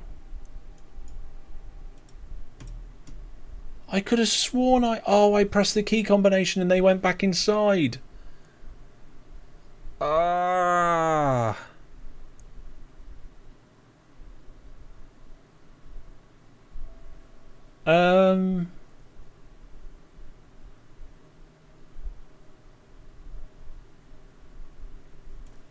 I bet we can't even... Yeah, we can't do anything. We've got no control over this because of the key combinations. Might have to abandon and try again. I don't know. The space station's on the other side of the moon, so there's nothing we can do about that.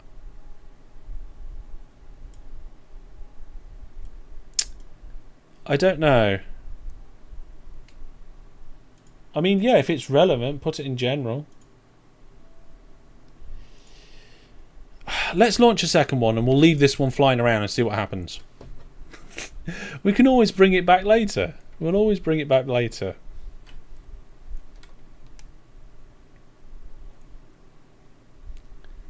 Let's find out. So we should be able to load the autosave vehicle. We just need to be careful with the key commands for the various different bits and bobs. So load. There we go.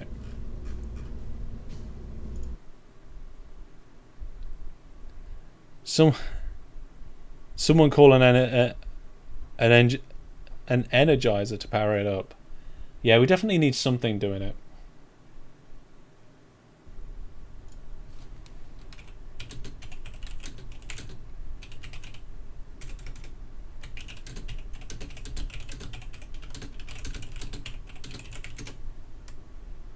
Oh, what's this? This is cool. It's a Master Hellish co-train. It's over on the Discord if anybody wants to check that out. Oh, sick, sir. Brandon, why did you get in the aircraft, in the rocket? Let's revert flight to vehicle assembly just because it's quicker. The game loads faster than jumping to one bit to the other. Oh, right. I am going to have to get myself a drink. This is thirsty work, this. So, let's just get rid of the crew. We'll put it on the launch pad. And I will be right back after I've got a nice little drink. And we'll get this lander to the moon. And then we'll do something a little bit silly and a little bit fun to finish off with. So I will be right back. I forgot one of them had that. We bought it. We bought it, didn't we? That's one use. I think we need it.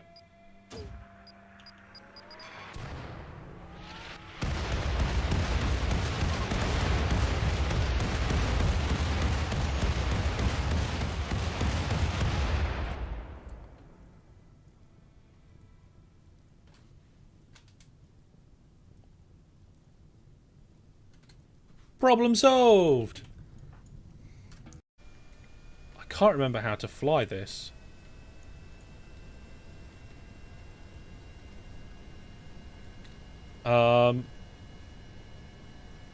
Oh, steady. Come on. Oops.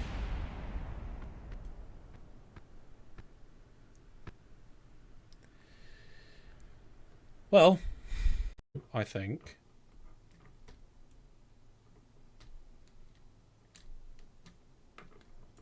And we'll burn at a 45. Yeah, there was a movement thing or a in the sky, wasn't there? I saw that. So we're just going to gently burn until we get to sun exposure 0. Lock. Oh, it's a solar eclipse. No, it's an eclipse. What are the odds of having an eclipse just as I was about to try and do this thing? I've never seen that in KSP before. Wow.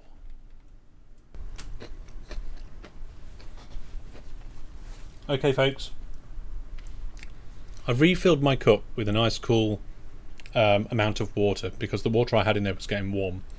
And I also went into the kitchen and the wife had closed the windows. No wonder it was getting warm down here. So I've opened the windows again, so hopefully they'll get a bit of air circulation. It is really warm tonight. Really warm. I promise I won't mess around with that too much. But what we're going to do now is we're going to have our second attempt with this lander. It wouldn't be a Master Hellish stream if everything went perfectly first time, would it? Okay. And then, like I said, we'll do something a little bit silly, a little bit fun. So shout out in chat your suggestions for that, whether it may be, I don't know, if you want to see me stick 2 kestrels together, or you want to see me build a boat that gets deployed from a rocket, or whatever. Right, SAS on, nobody on board, throttle to maximum, adjust staging slightly. There we go. We want the separation to be like that. Perfect. Here we go. In 3, 2, 1. If things didn't go wrong, it wouldn't be interesting. That's right, DJ. It wouldn't. Whoa, steady now.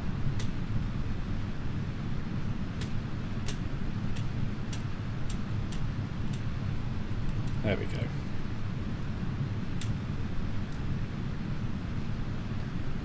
Can't really get the rocket's pitch and roll right, but I'm going on to fine controls and it's still a little bit tweaky.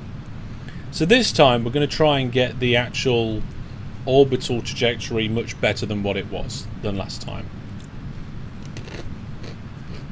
Because last time we went up too high, we went over too slow, and then we just started going sideways. I don't want to do that. And I think it's almost time to do it. So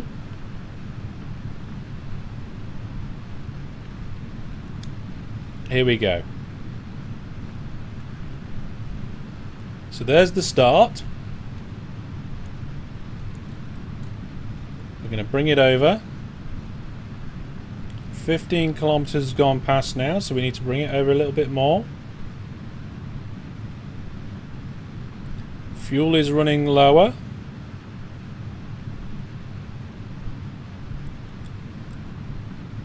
There we go. So this time it was a little bit better. It still wasn't great.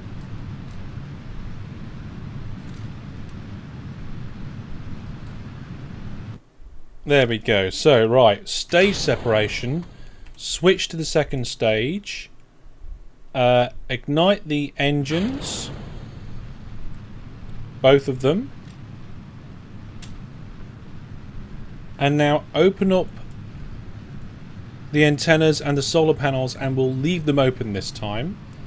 And now what we'll do is we'll just do a quick deploy of the fairing. And then we'll check in map mode to see how we're getting on. So there's the booster, there's the lander. And again, things are looking good. Cool. I suppose if we took the fuel out of the lander in the first place, that might be better than launching a lander full of fuel. Why didn't I think of that? That's silly and ridiculous. So, out of those of you who are watching right now, how many of you do you think will be able to make my Monday night birthday stream? What do I think of it? I think it's cool. Isn't it? I mean, I definitely couldn't do a render like that. Oh, hang on a second, my ship. Need to get ready to stop the throttle. There we go. Yeah.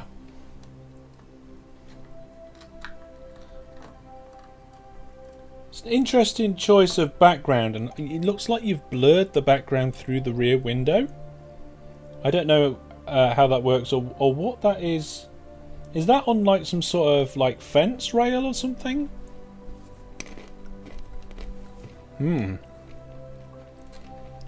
It'll be good to see you there, Egg. I'm going to try and get lots of giveaways in. Oh, it's glass. Well, that makes much more sense, actually. That does make much more sense. I actually need to do some 3D modelling myself, but not that sort of 3D modelling. I need to do this sort of 3D modelling that is for printing, 3D printing. Above the line says, I've got college on Monday, so I don't know if I can make it. Fair enough. College is important. I went to college.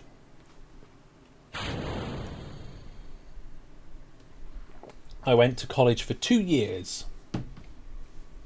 And that's where I did some computing learning. You gonna make a coal truck for it? Do you mean a coal truck or like a tender? Is that what you mean? Mike says, sorry, I'm work Monday night. I do my boss to pop on and send my birthday wishes to you. Thank you very much. Nice to see you, Mike. As our first stage comes tumbling... Look, there's the moon. Wow, it's really low in the sky. Okay.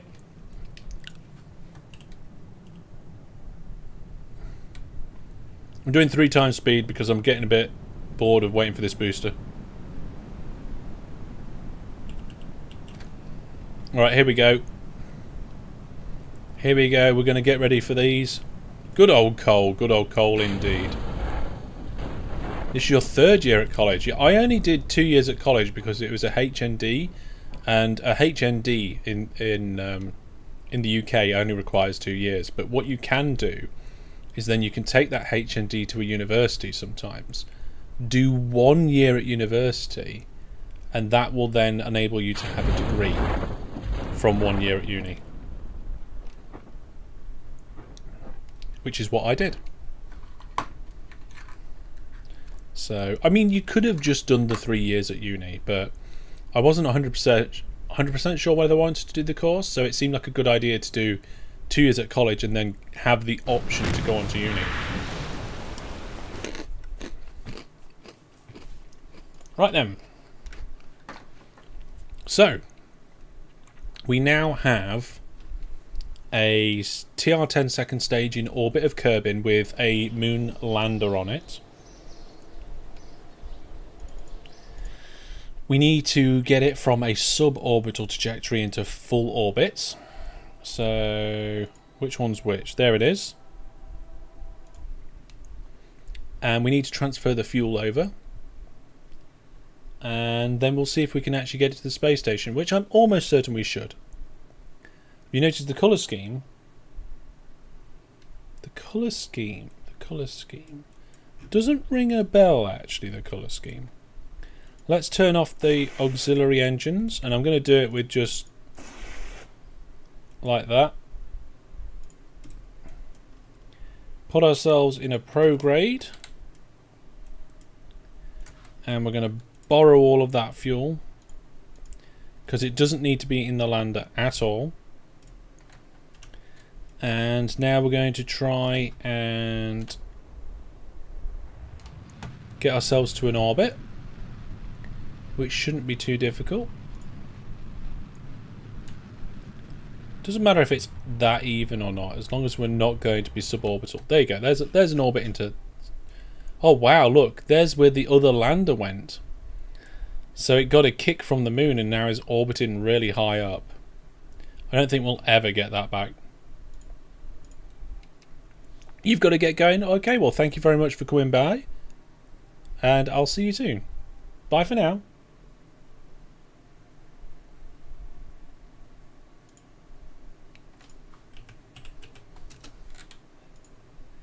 Okay, so I think we're in the right position to start burning for the moon. If anything, we might be a little bit late, but let's go full throttle on that. There's the moon.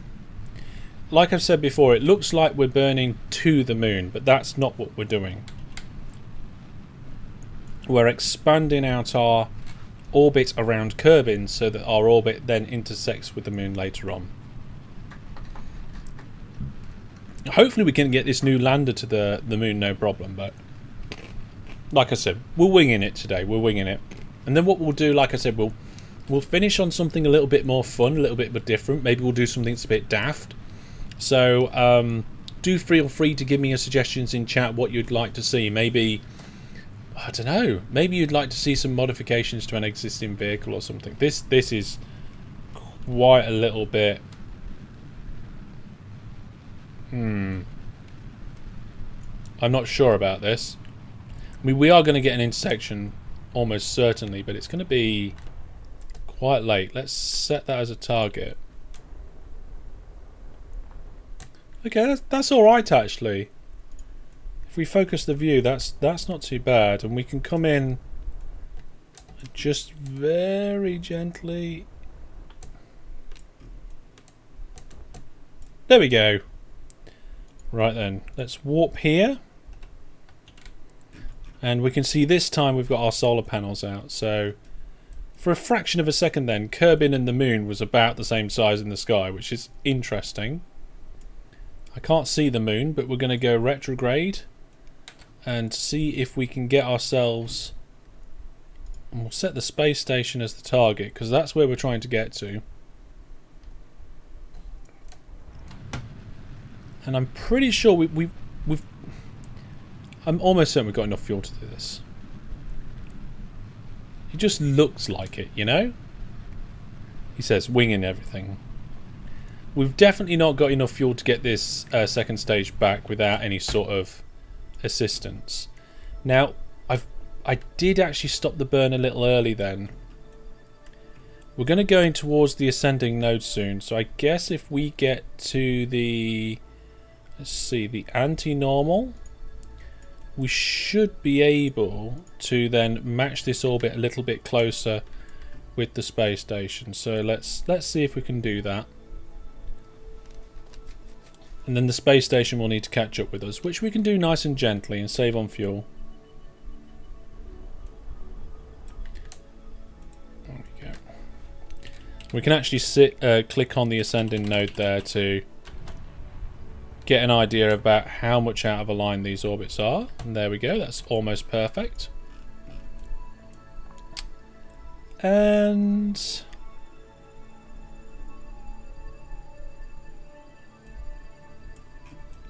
I don't know exactly. I suppose if we go around to the periapsis, we can then prograde out just a little bit. Hopefully that will give us enough time for the space station to catch up. We are using all of our various different communications networks, which is brilliant. So there we go, we're just going to go prograde and just do a little burn.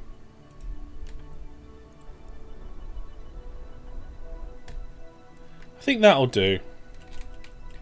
So if I just time accelerators round the moon, there's one pass, and I've got a funny feeling if we do another pass, it's going to be pretty close. Ooh. Is it going to actually completely undercatch? Oh, it's just ahead of us. But we've got a 2.2 kilometer intersect. That's really good, actually.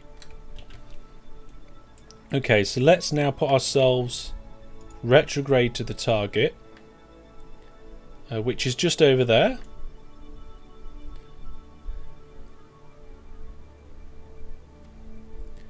We'll just null out the difference. I think what we'll do then is we'll just see if we can nudge our prograde towards the target. I can't remember exactly how to do that, but I'm going to give it a go. So there's our prograde marker, the little point there. So I guess if we go this way a little bit, that should push our prograde marker closer to our target. It does. Okay. So if we can get our prograde vector right on top of that target, in theory we're just going to get closer and closer and closer, but we're actually going quite slowly. Oh, look at this, 400 meters apart. We've hardly used any fuel. Whoa, whoa, whoa, whoa, stop, stop, stop, stop, stop, stop, stop, stop. Let's do a quick retrograde. In fact, RCS on. We're getting further away.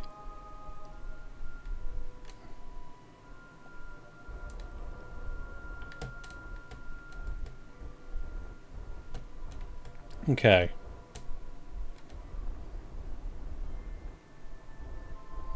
There we go. Right, so we'll just point at the target now and just push ourselves towards it. And then see where we can dock. I don't know how much room there is. I think we've actually already got 4 spaceships docked with this space station already. It's a little bit daft really, but 10 meters per second should be fine. We've got plenty of time.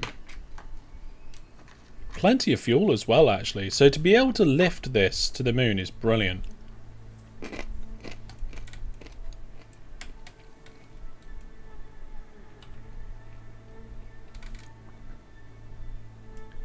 So it's a bit difficult to see because we're kind of in a lot of shade. But there are various points we can dock up on this. Are we going to head under here? Yeah, we are. Are we going to hit the solar array? No, we're not.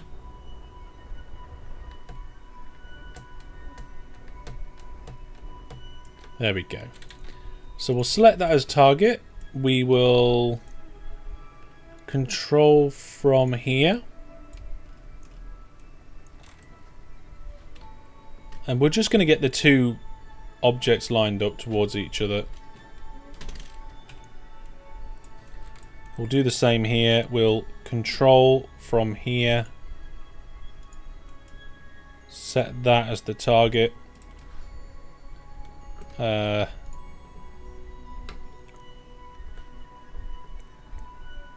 Not really sure exactly where I'm going with this, but oh, there we go. Found it. This is how you maneuver an entire space station. It's fine because we've got, well, actually 4 rockets currently docked at the space station.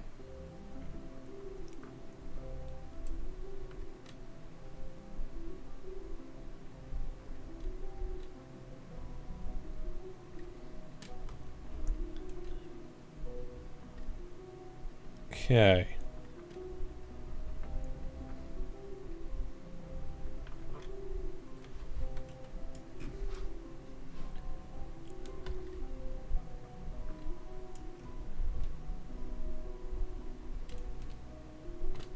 Is this upside down? Oh, it's upside down. Oh, that doesn't help. Also, the space station is wobbling like anything. Okay, docking mode, RCS. Turn the engines off. And we'll go backwards. Just a touch.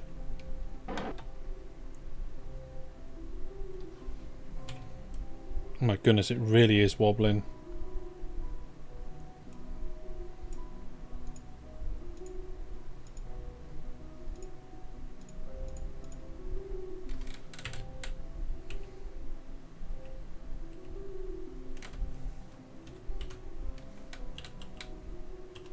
There, the wobble. I was going to say the wobble stopped, but it has improved. Okay, so we've more or less got it in the right position. Let's actually go for the dock now. So first of all, let's turn this vessel around so it's facing the right way. Then let's get the alignment right so that we're facing more or less in the same... Whoa, steady. What's going on here? There we go. Yeah, I probably wouldn't like to be sat on that station either. There we go.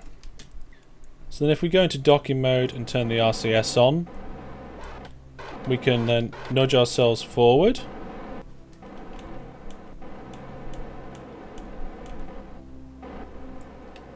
We've got 31 meters to go, 30 meters. It's looking okay at the moment. We're not perfectly aligned, but we're doing okay.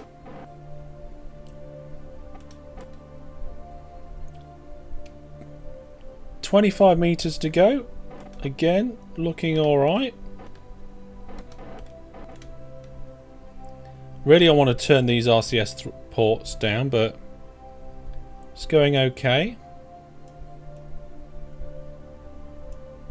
Let's get those lights on so we can see what we're doing.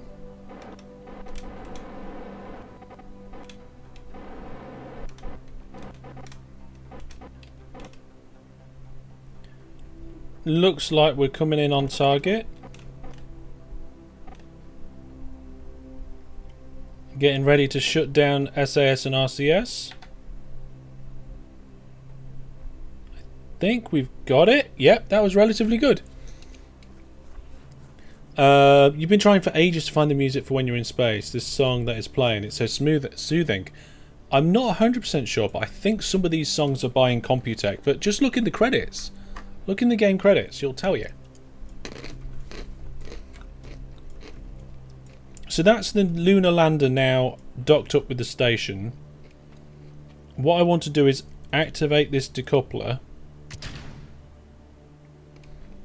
And we'll get some fuel, if we've got some spare fuel. Look, there we go, we've got some spare fuel. Fantastic. Fantastic indeed.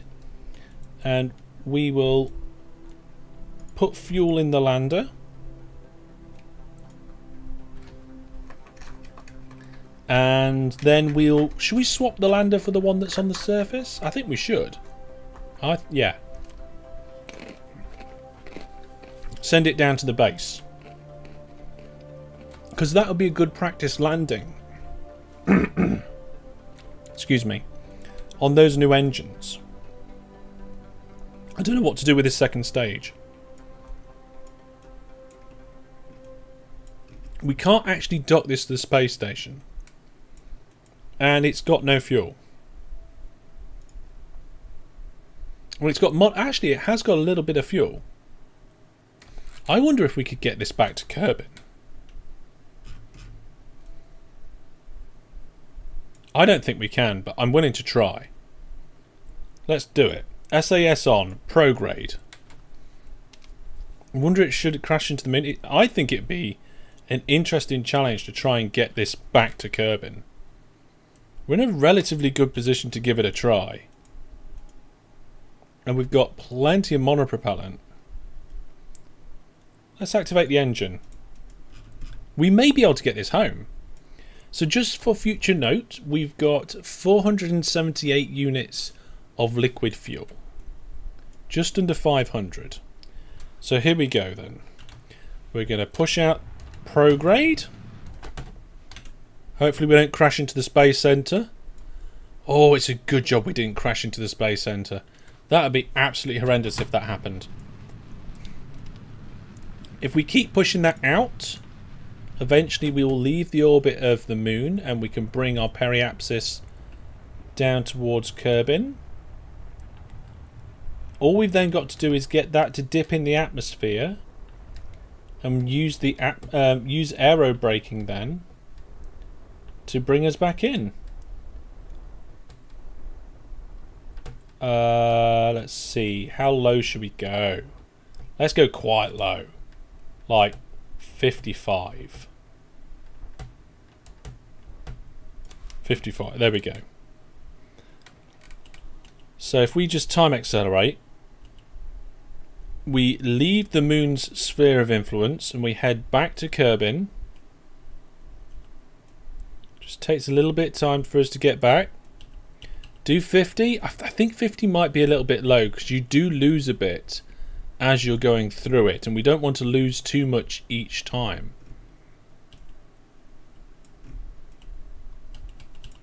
We're actually going to end up crossing paths with the space station. I don't know how close we're going to get. Set target. Oh. No, our closest approach is going to be 71 kilometers away.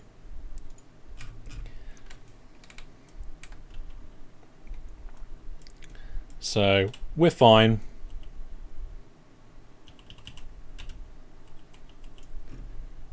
And then, once we're at the periapsis, going through the atmosphere, that's when we then want to go retrograde.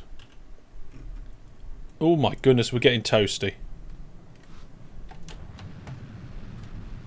Full rockets, full rockets. Oh, we're doing alright actually. That's coming down quite quickly. I mean, I have no idea if we're actually going to survive any sort of re-entry from this, but that's it. We're coming in. This is it. Oh my goodness, we had enough fuel. We did it.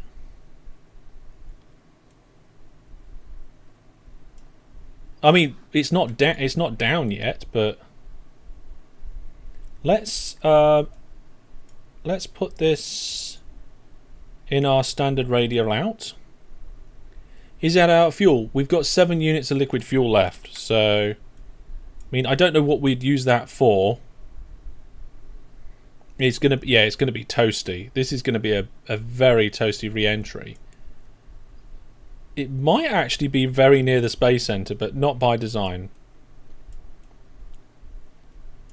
Also, we can't see very well, can we? Where's the sun? Sun's over there.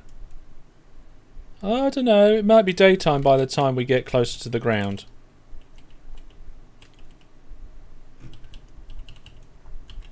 Oh, starting to get warm, so we need to turn the craft around so that the radiators are on the leeward side. There we go. Solar arrays need retracting. Can only just see them. Let's turn the lights off. Yep, they're retracting now, look. The radiators are on. And we are coming in.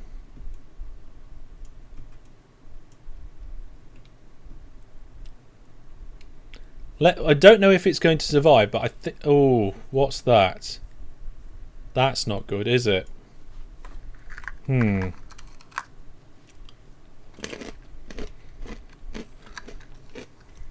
I did get it to Kerbin.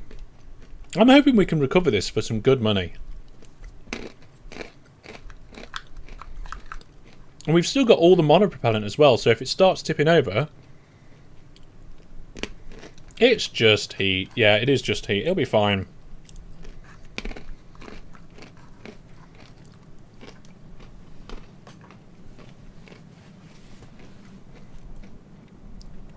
It is doing okay though at the minute. But it's slowing down quite nicely actually.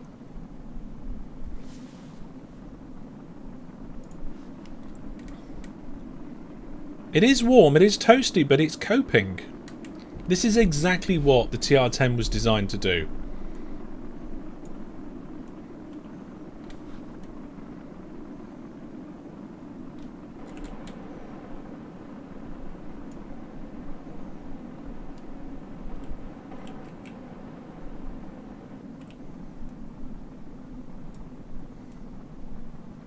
You see, it's come back in. It's made it. It's experienced just over 2 Gs. The electrical charge is running low, so what we might do is kill the SAS and free fall for a while, because I have no idea where we're going to land. Looks like relatively close to the mountain range. But there's the space center over there. It's still trying to do belly first. Lighting isn't going to help right now. We're 16 kilometers above the surface, and we do have one drogue chute. It's just spinning a little bit. It does that.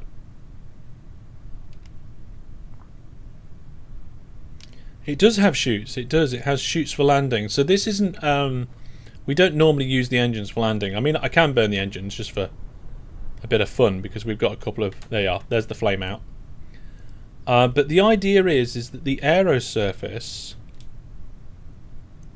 can glide us, or at least help us to fall in style, slow enough down.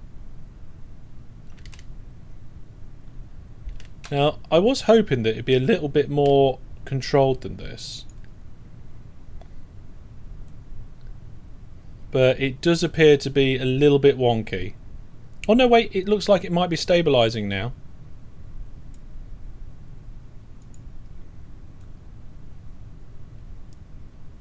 Joan says it looks exactly like SpaceX BFR, the Starship. It is very similar to Starship in many ways. The biggest problem we've got is that this is designed for water landings, and I have no idea whether we're over water or not. I think we're over land. So...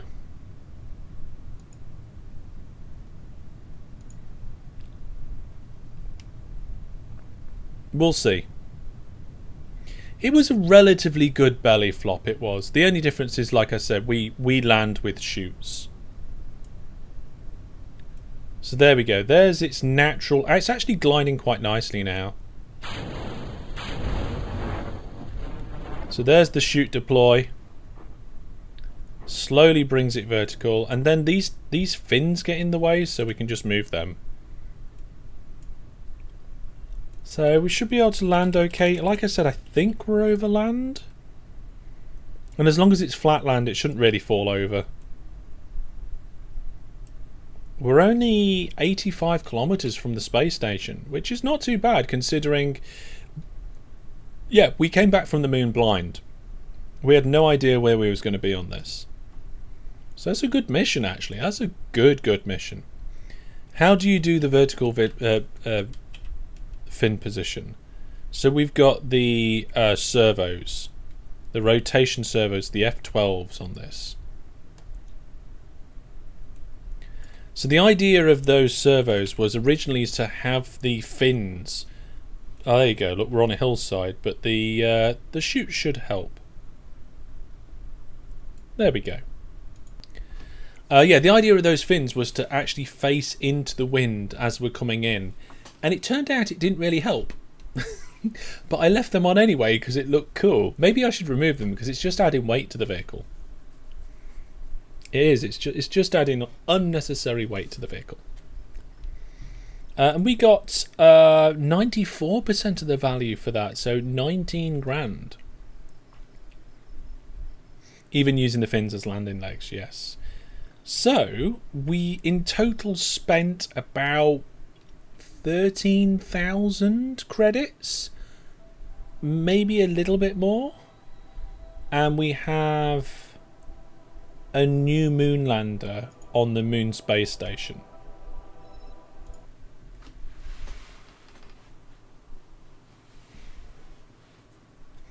You'd keep one or have 0 control planes.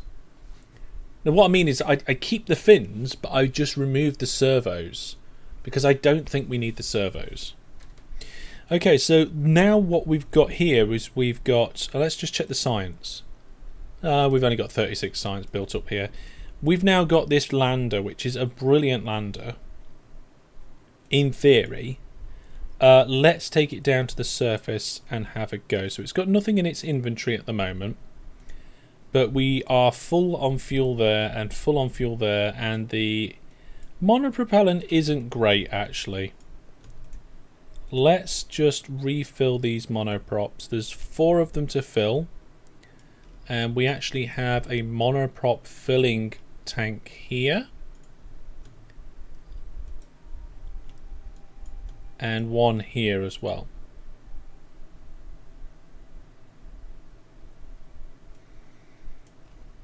So we can use those monopropellant storage tanks at the space station to sort it out. Let's see how we're looking. Did I get all of them?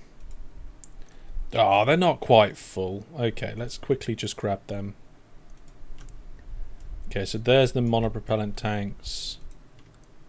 Out. Just fill them up. Fantastic. Okay, let's take this down to the surface. So we're going to undock, switch to it and check it out. Oh, hang on, we've got a message. Surface deployed mystery goo observations from the moon has generated and successfully transmitted science points. Oh, it does it automatically.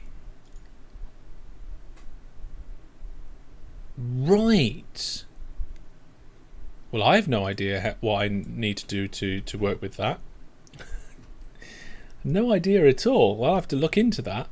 Okay, so we are currently slowly drifting away from the space station. I'm just going to give us a little turn around, and I think we have to activate our engine. And we'll just give ourselves a tiny push. There we go. Because we don't want to be near the space station when we actually come round to land. So let's have a look. Where is our landing spot? Here. It's in the dark as well. I don't like it when it's in the dark. So what we'll do is we'll just go forward. I think it's a month. Meow, meow, meow, meow, meow. Right, so now our base is pretty much at sunrise. The blinking lights look awesome. Yeah, I do like that. So what we'll do is we'll get to about here. and then we'll adjust our trajectory so that we go over the base. So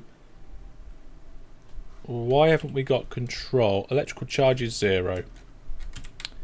Oh, I didn't deploy the right. Well, we can save this though. Space station, switch to solar panels. Why? Okay, the blinking lights use like next to nothing. You may as well not consider them at all. Let's just check. Yeah, fuel's good on there. Monoprop's good on there. Okay, undock. Oh dear. Let's activate this engine. We can actually just use the back of the ship to just push us away a little bit.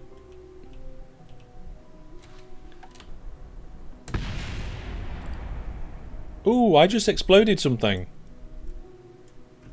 I think it's one of the science equipment. Oh no!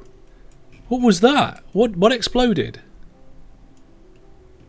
I don't know what exploded. It's not... I mean, it's not important because it's just science equipment on the space station and we don't use it. But I'm just kind of wondering what it was. Oh, well, never mind. Right, let's go. Let's go fetch our broken lander. So we'll set that as a target. We want the lander to catch up with us. So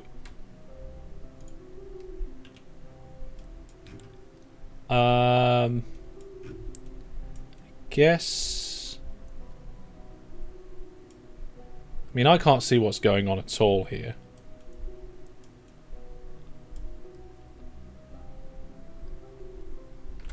Let's turn the SAS on.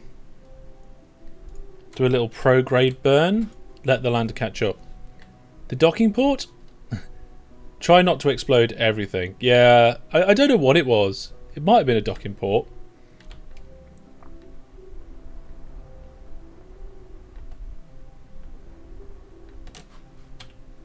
Just make sure we're not going to hit the space station by doing this burn.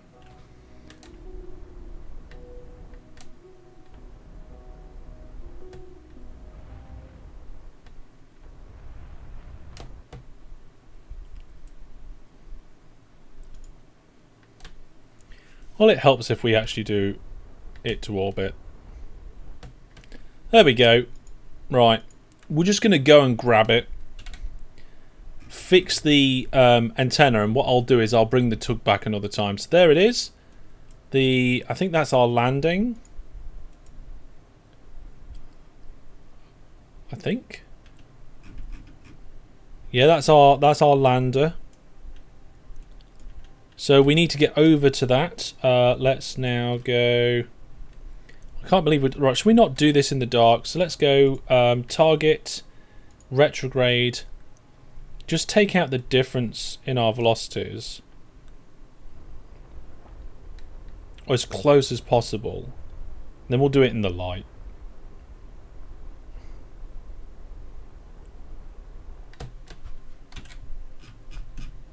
So let's wait until we're like here.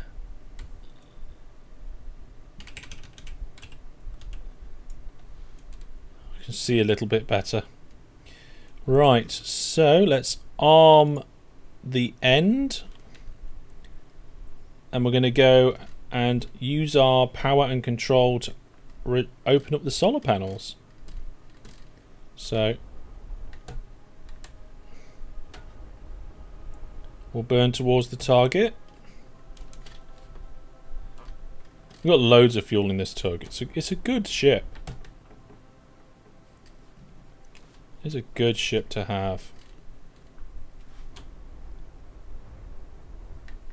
Okay, that almost certainly will have us with a course which will get us close. Yep, there we go.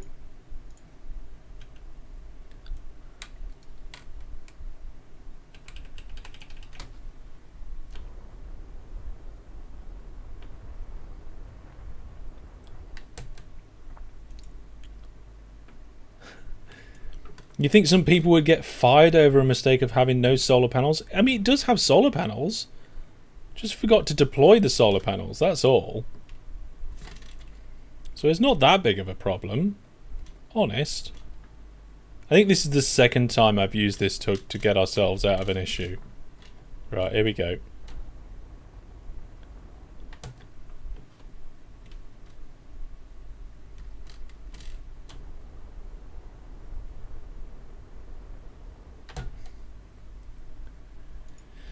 Well, hopefully we don't crash into it, because that would destroy 2 useful spacecraft.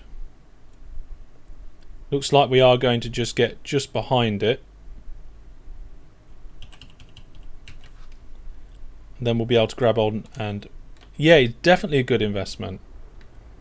I brought it over here as part of the space station build, and both space stations got it. The primary purpose of this tug is supposed to be to reconfigure the space station. So if we want to grab one part of it and disconnect it and stick it somewhere else, then that's the idea. That's what it's there for. Right, so in theory we should be able to just crash these gently.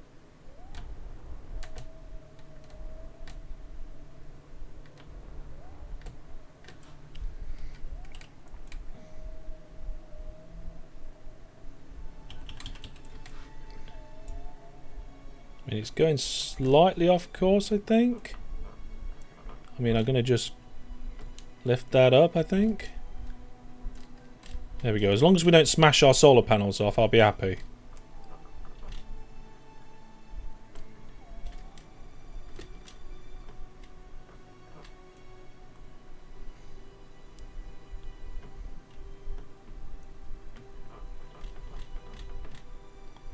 That looks good to me.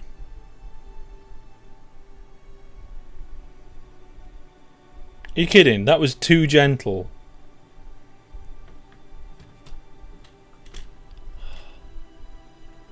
Okay, hang on a second. Right. There we go. Got it. So now we can just go extend solar panel, extend solar panel, and then release. That's all we had to do, for crying out loud. So what we'll do now is we'll leave this in orbit of the moon. I will bring it back to the space station after the stream sometime, probably some lunch when I'm finding something to do. Now we can land this. Right, okay, so we want to land it in this crater. So we're going to have to wait until we get to around here. The shunting ship. Yeah, I love this. The tug. I call it the tug. I think it's actually called the Cuckoo. It's a fantastic little ship.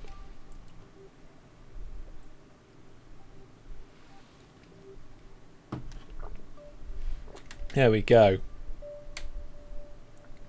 So the idea now that we actually have control of our lander, is to try and get its orbit to pass over the actual base site.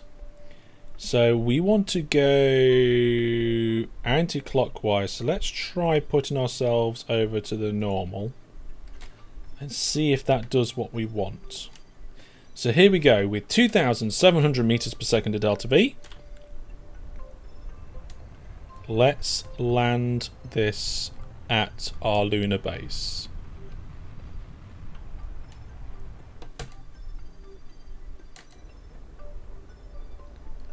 Okay, that has got to be really close. Okay, and now what we'll do is we'll go retrograde, so that we're going to pull in and probably aim for just above the crater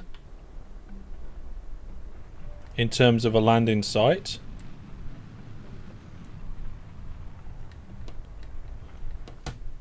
That looks good to me. Now what we do is we'll go, okay, at this point here, we'll add a maneuver and we'll just say how much will it take us to go fully retrograde and get rid of our entire orbit.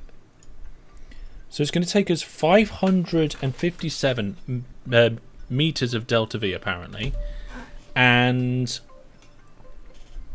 the burn time is 1 minute 12. We get something similar at the end there as well. So it looks like We're going to need a 1 minute 12 before we get above the base or something along those lines. So how far away is this maneuver node? 23 minutes. If we move it to here, how far away is it? 8 minutes something. Okay, so we think we've got roughly a 1 minute burn. So warping to here will be fine. Now remember, this is the first time we've ever landed this lander on the moon. And there's nobody on board. There's no Kerbals on board. So we're going to put the landing gear out. There we go. We'll put the lights on. There's the base. We are heading directly towards it by the looks of it, so that's all good. We're heading sidewards-ish at 540 meters per second. We've got a full retrograde position, and it's going to take us roughly a minute to stop slow down. So, I mean, ideally we want this to be like a suicide burn, but I'm not using any external calculation tools. We're not using... I don't know actually what other... Oh, there's a delta... there's a stage delta V thing here, so it gives us how much delta V we've got. But that's it, really. So, good luck, I think. So, we're 30 kilometers away from the site. I think we're doing okay. I think what I'll do is we'll do a little bit more of a retrograde burn to try and bring us a little bit closer. See, look how slow that's burning there. We're going to miss the landing site if we're not careful. Also, we want to twist that up a little bit. So, is that the right way? Yeah, that's working. We're twisting our landing trajectory slightly, so we're going straight over the base. Fuel is looking fantastic. This is a much better craft. It's much slower to land though. Much slower to land. We should probably have started this burn a little bit sooner, but we're doing pretty good. We're 9 kilometers up and 8.5 kilometers there from where our expected landing site is. I mean, going straight down is not usually a good idea, but I think I will take it on this occasion. Here we go then. Here we go. Now, how much can I time accelerate without causing myself too many issues? That was perfect timing for a harsh stop. I think it was relatively good timing for a harsh stop. We're not got very good communications. Oh, there's no... Okay, I need to slow down. There's no transmitter on this, but I'll be able to fix that. Okay, so we're going max speed to try and not crash into the ground. I had sea level on, not ground level. And I also need to switch to stability assist soon, but we're coming down brilliantly. Actually a little bit too slow now. Where's the shadow's going to be over there? So I'm actually going to cut throttle just for a little bit. There we go.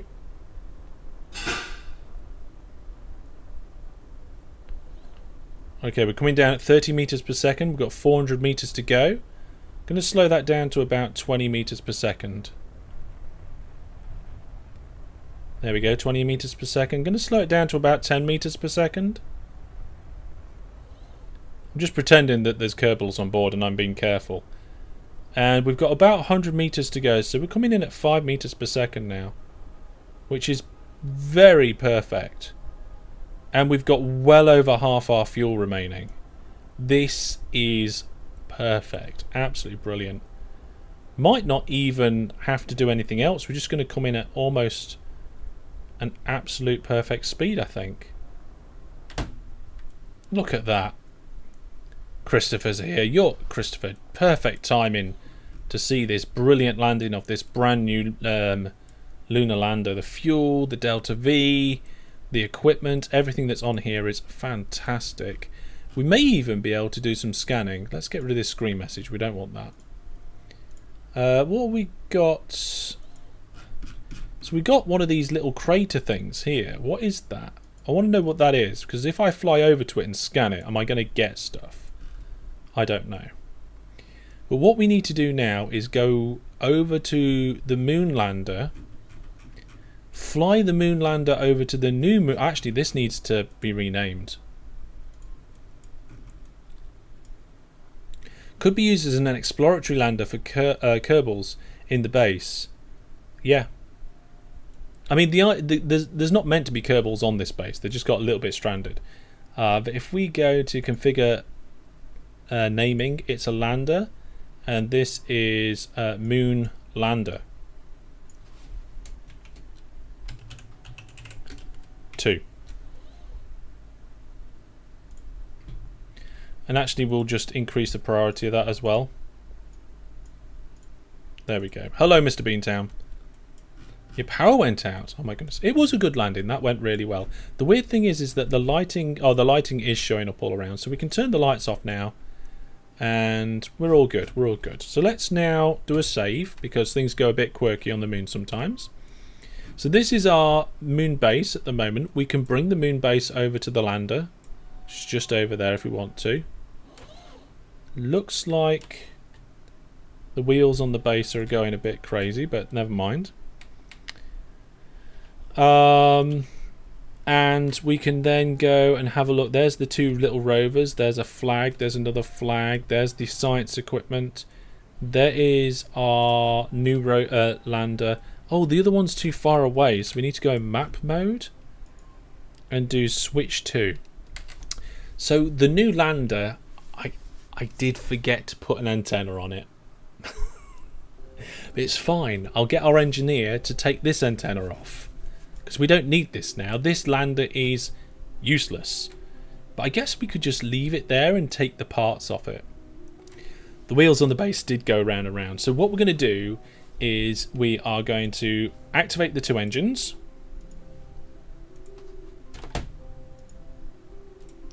Turn SAS on. And we're going to try and fly and get over near to there. Maybe, oh yeah, because then we'll take the antenna off and just salvage this for parts. We'll take the ladder off and everything. This is just going to be, yeah, completely salvaged. In fact, we could use all the science equipment and attach them to the base, because we don't actually have any science equipment on that base. But we need to get it over there safely, and I think we can do that. Oh, we've got loads of screen messages there. Cannot deploy part. Cannot deploy part. Okay, fine. Okay, fine. Right. I think I'm going to have to just do this carefully. Okay, let's get comfortable. We're going to have to just do this by eye, I think. We will leave the RCS on to assist with manoeuvring. A rent-free habitation module. Well, we've already got habitation modules, but we'll just take it over there. Fly it over to the base before disassembling. That's what we're going to do now. So we're going to fly this over to the base, and we're going to disassemble it. Here we go. So we're just going to try and go straight up first. We've got plenty of Delta V to do this, I think. And then we're going to give it a little bit of a rotate, so that one dimension is facing towards the base at least. And then, is that it? Nope, that's not it. We want to point it the right way. Not up though. Not down though. Oh, steady. There we go. There we go.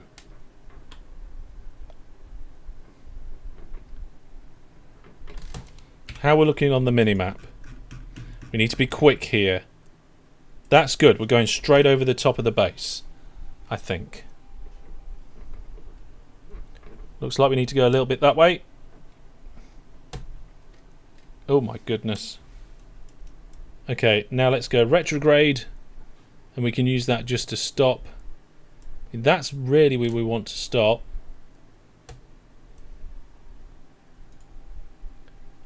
Monopropellant looks fine.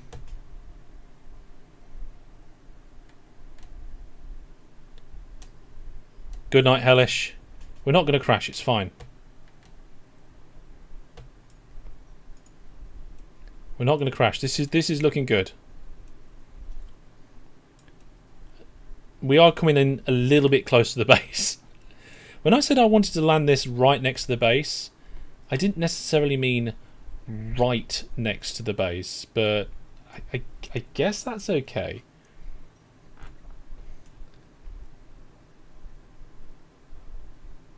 We're coming in relatively quick, but I don't mind that. There we go, a bit of manual piloting there. That worked quite well. It was fantastic indeed. Thank you very much for the follow. We're going to come in at about 5 meters per second now. We've got about 100 meters to go. So there's the science equipment. We're coming in a little slow actually, so I'm just going to teeter off on that throttle. If anything, we need to change the throttling on these engines. Let's get the lights on so we can see what we're doing. It's not very level. We're coming in a bit fast, but I've just sorted that out. Nearly bottomed the ship out, but we're good. We're good. Okay, so we're not far away now. So in theory, we can go and steal this antenna. So where's our engineer? We're going to EVA our engineer. And we're getting him to let go.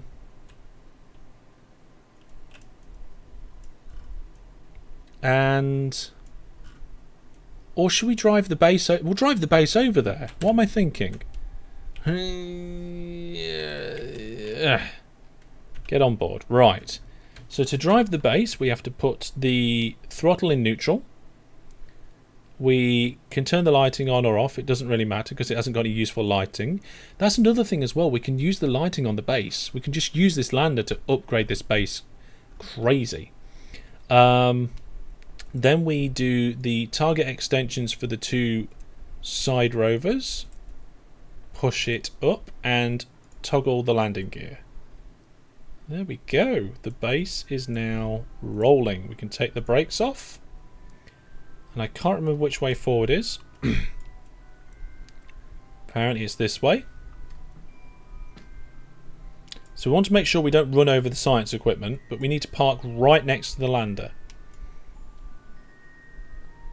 Would be neat if you could program action groups with the joystick buttons. You can. I've got one action group here on the trigger and one action group on the back there. I've also got loads of buttons on the other stick, but I don't use it. So I've got the brakes on, so hopefully we can stop soon. Let's put the legs out. Actually really probably want to go backwards with this. Come on. Can you not go backwards? Oh, hang on. That's backwards. There we go. We want to get the habitation modules as close to the lander as possible, because if we get them close enough, we don't actually have to transfer items manually. So we can just take things apart and just leave it like that. Okay, I think that's close enough. Let's drop this. And drop that. This wasn't meant to be a mobile base. It's just how it turned out. Pretty sure that sun's still rising, so that's good. Right then, let's get our engineer out and see what we can do. So, let go, I guess. I suppose one of the things we also ought to do is save, because things often go a bit dodgy. Let's turn our lights on. Lights? Got lights on our helmet? There we go. Okay, so let's have a look in here at our inventory. Let's take our jetpack off. Now, one thing that I wanted to get was the antenna. Which is on the back here. We have got ladders on this that we can use. So we don't have to use our jet. But we can take the ladders off and actually attach them to our base, which would be fantastic, because then I won't have the problem of having to try and float up to the port there all the time. But if I stand here now, we should be able to now start taking this thing apart. There we go. So we'll take the antenna off and we'll stick the antenna just on the back here, just for funsies. We'll take this top ladder off. And can I stick it here? Which way does that extend? The wrong way. Of course it extends the wrong way.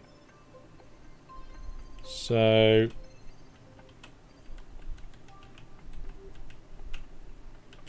let's do that. So now if I extend this ladder,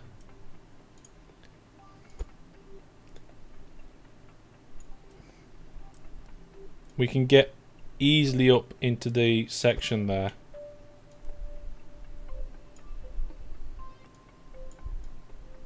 I think. There. Perfect. So we've got a nice little ladder we can use.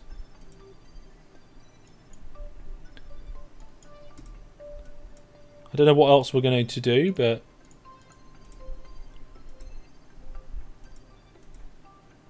retract the ladder. Hopefully that sticks out enough for us to be able to actually click on it in the future. Oh, thank goodness for that, it does. Right then, the RCS ports, that doesn't really matter. What do we need? I suppose we could put the sciencey things on the sciencey parts. So let's move them round to the other side. Guess we can retract these solar panels. We don't need them. Yeah, there's not a massive amount of things that we can keep. And what we can do is we can kind of just keep this lander as a junk pile of parts. And when we want to move things around in the future, we can. So there we go. So those are all those bits. We haven't really got any external lights on our base, so it would be nice to actually just put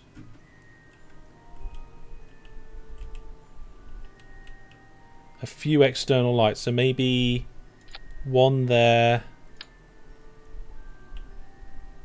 Okay, one, just a few. We've got plenty to use. There we go. We've also got RCS ports on the base that we don't want, so we'll put them on the lander. Because we don't use RCS. RCS was for landing the base. Now the base is landed, we've got it. So if we ever need a bunch of RCS ports, we know where to come to get them. There we go. Oh, this is brilliant. Being able to tidy things up like this. It makes the base lighter. There we go. We got monopropellant tanks in here. Oh, we can take the monopropellant tanks with us. Oh, that's fantastic. We don't need them.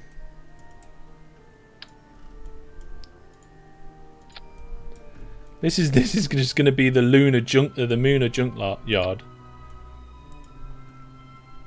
Where are we? There we go. Just have to be careful not to completely break everything. This lander's never going to fly again, is it? I mean, this is where it stays now.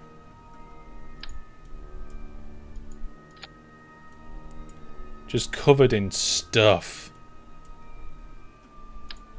There we go. Maybe I should have some sort of basic organisation about this, but I have no idea. We could actually take the materials study. I don't know if we can lift that off there.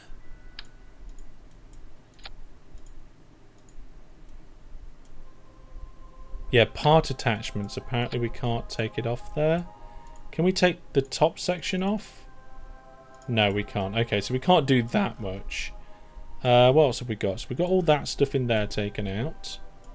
We've got the batteries and the probe in here. That's good.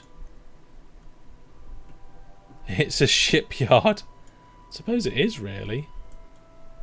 So we've got 2 probe sections there. I guess there's monopropellant in here. Yeah, we don't really need that, but that's fine. So I think I can just reach these without having to go anywhere.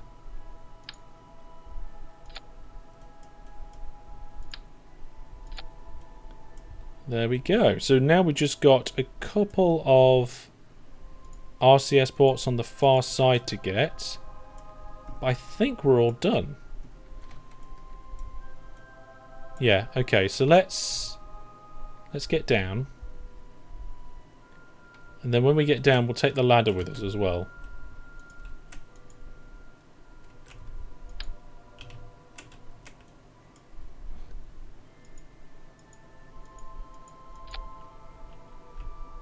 Alright.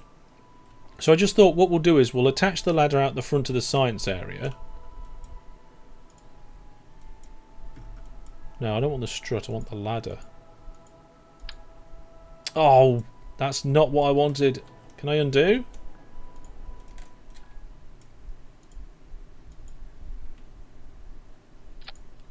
That is not really what I wanted to do. Ladder? There we are, I've got the ladder. Oh my goodness. Right. So if I put that here, and again, just adjust the angle of it, and adjust the position of it, this is the best lunar base I think I've ever had. Really all we need is you need a cargo lander and just to bring various different parts. So now that won't go in the ground.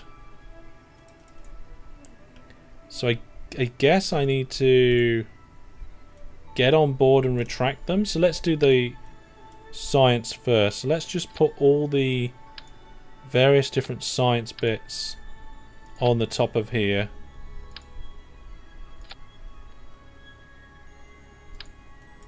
There we go.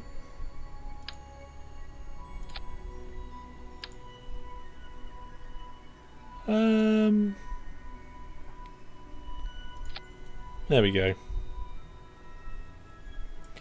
And we can also remove those RCS ports that we don't need.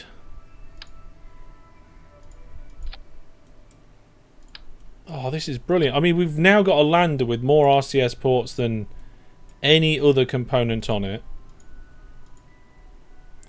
Just need to get a bit closer to be able to grab that one. There we go. So now I think I need to get on board with this to move the landing legs in. So let's do that. So legs. Let's do extend. Put the brakes on.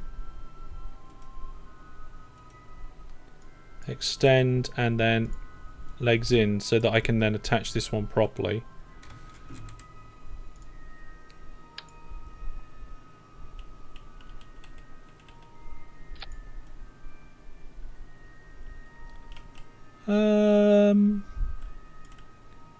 Almost.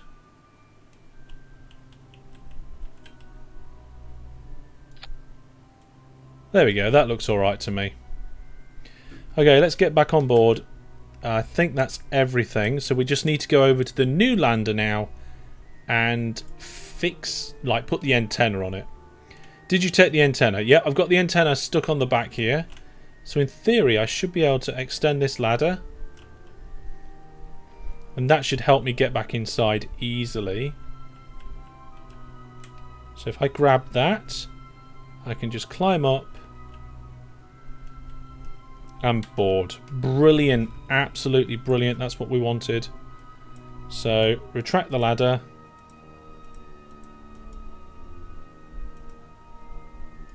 And I guess we could add keyboard bindings to that.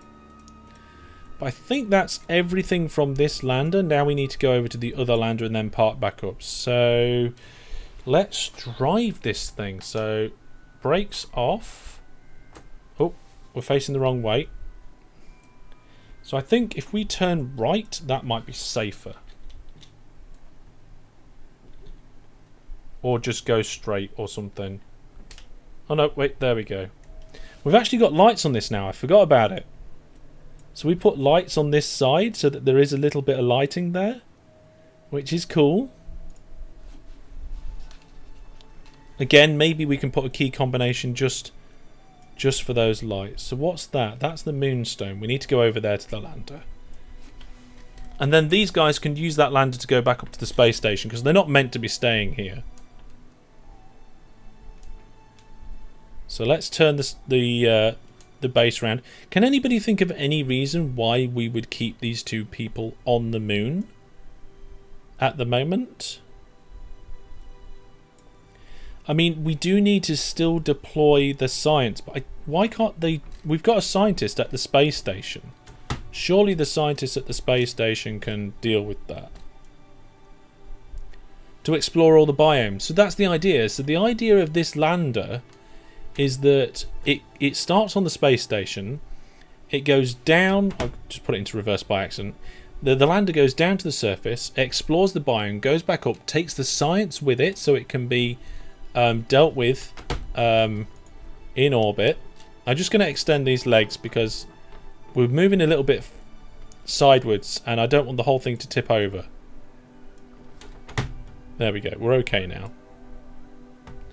I mean, I don't really need to take those legs in and out. They kind of are okay. They generally don't hit the surface. Okay, we just need to be careful about exactly where we're going with this lander. Again, parking next to it's a good idea, but we don't have to be ridiculously close. Yeah, I only need a scientist, and there's already a scientist in orbit on the space station. Okay, so I think we're going to pop the brakes on. No, we're not going to pop the brakes on. That just stops it too quickly. Oh, come on. Come on, we just need to get this close. I don't want to smash the solar panels. Although we've got spares now. We have got spares now if we need them. Okay, that I think should do it. Cool. There we go. There's the last bit of configuration. We can just drop off there. Extend the ladder, ready for next time. What have we got on us? Nothing, that's fine. Go into build mode and go, oh, you know, this antenna that we stole, it's for this aircraft. Where are we going to stick it? It doesn't really matter too much. There's good for me. Oh, no, actually, that's the same side as the hatch. So what we'll do is we'll just actually put it on the other side. So that if we fall out the hatch, we don't smash it. Although that is near the arm. I know, let's put it on the back. Like up here. There we go. Job's a good one. So I'm not sure, but I think these two are now... No. We've still got more science to deploy. We just need more power. Scientists can reset experiments. Being in orbit means they're not there for that. An engineer to keep building that base. Maybe these two are just going to stay here for a while. I think that's probably a good idea. There we go. Oh, this ladder's now oh, there we go. Bored. I was going to say it's not letting me do it, but it is. Okay, so let's do a kind of key combinations. More power, steal the batteries. I don't think we need any more power. We're fine. It's got battery in there. So I think, yeah, so let's put this whole situation in like a deployed mode. So if we go target extension 0, put all the ladders out, there we go. So that is like the moon base deployed into the ground. Then if we get the action sets and edit them,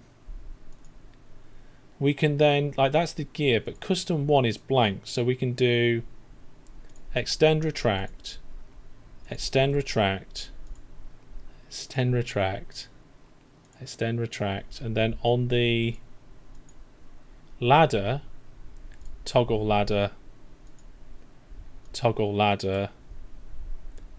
Then we should be able to toggle position on that, toggle position on that. We'll also do it so that the lights come on as well, I think. Extend retract. I don't know if this is a good idea or a bad idea, but I'm doing it anyway. We'll see what happens. And then these lights, yeah, toggle light, toggle light, toggle light, and finally toggle light. So there we go. So then all I've got to do is come out of here, turn these lights on, and if I press number 1 on my keyboard, this should go from deployed mode into what do you call it? Mobile mode. Builds experience for the Kerbinauts. Yeah, it's really good. Okay, let's see what happens here. So put it into neutral, and let's now press 1.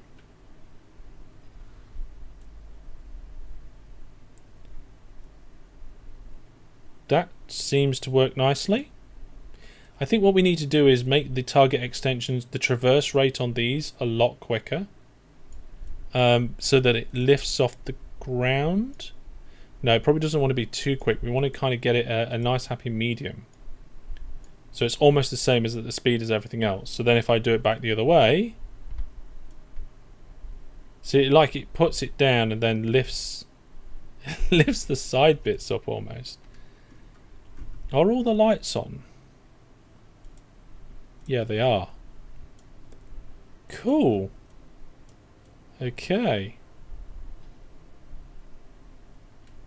That looks good. Okay, let's drive this back to the main site. So if I turn that off, yeah, I'm just going to reverse this first to begin with.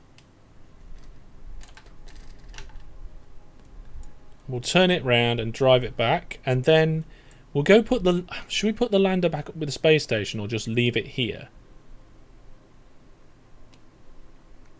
I don't know yet, actually, to be honest. Maybe we can just leave the lander here until we can bring our refueling rigs. Because we're actually going to put more modules next to these. There we go. So we need to make sure that we don't crash into our science experiments, but I also want to leave us in a nice little position. So I think what we'll do is I think we'll come this side of the rovers and then turn around, but there. Going to orbit consumes a lot of data delta V. Better spend exploring until you need people to get people and experiments back up. Yeah, it's true. Yeah, it could be an emergency escape capsule. I mean, we've got this scrapyard. Maybe, yeah, let's come round this way and try and park it between the experiments and the rovers. I mean, one of the things that we haven't got on that lander is anywhere to store data.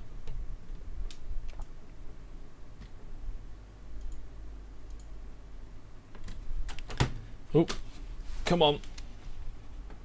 Here we go. I mean, I think it depends exactly what we're going to do and how we're going to do it. Does the lander have room to store some of the scrap parts? I mean, we could put some on. I don't know why we would. Have I brought this in the wrong way round? Oh, I've brought it in the wrong way round. It's alright. I know what I'm going to do. We will just do this. Do that. And then that'll be fine. It just needs to be close by. It doesn't have to be perfect. To take them back home. Okay, oh, maybe.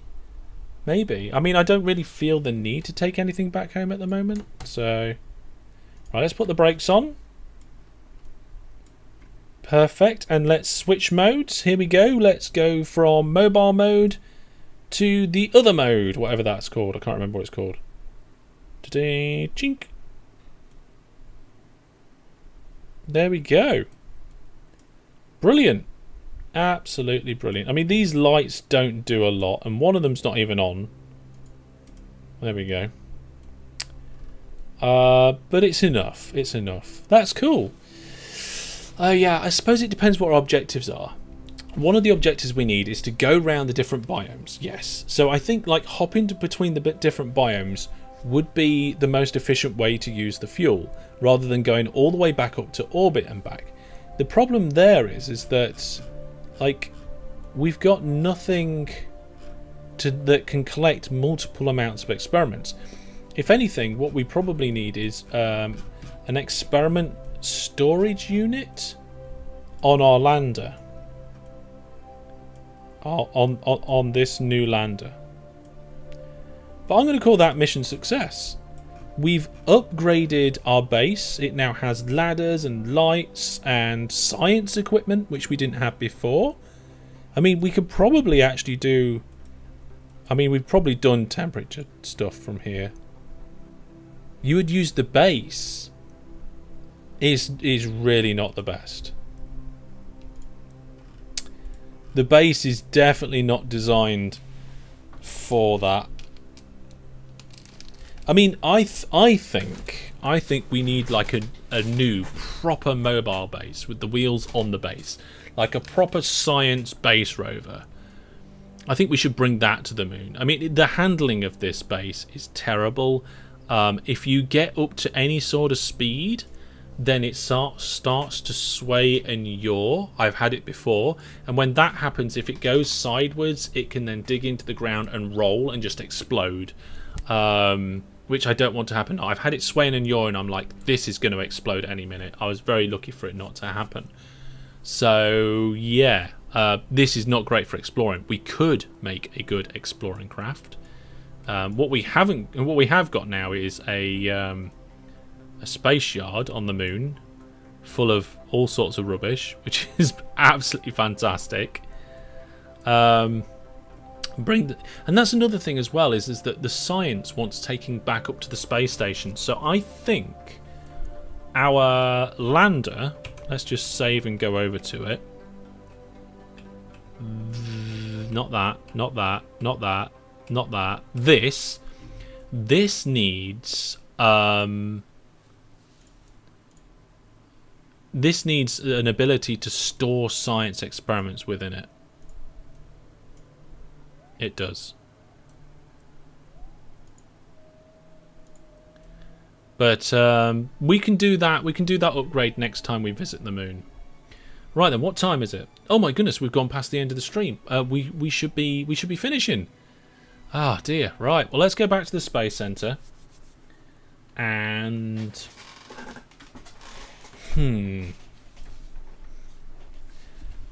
Fantastic. let's have a look. Bring it the science rover. Joan, thank you very much for following. Welcome to the stream. You've said bring it the science rover in one piece, or are you going to put it together on the moon? Oh, I would probably just take it over in one piece. To be honest, we just make a brand new rover. We've already got to put the we've got the fuel base. So the lunar base that we've got there already is like a core base. I want to put a fuel producing base there as well. The idea is then I can use the lander to go to different biomes, refuel it, and go back up to the space station. So let's get fuel station 1 and just remove the crane. And I think we need to probably increase the number of drills. Didn't mean to do that. So I'm copying the drills.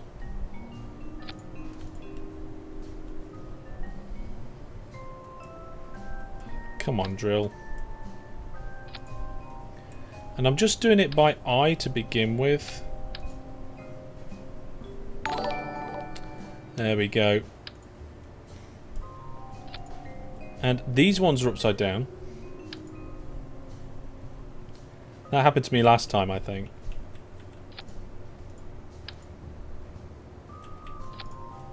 Are those ones upside down? No, those ones aren't upside down. Okay, those ones are all okay.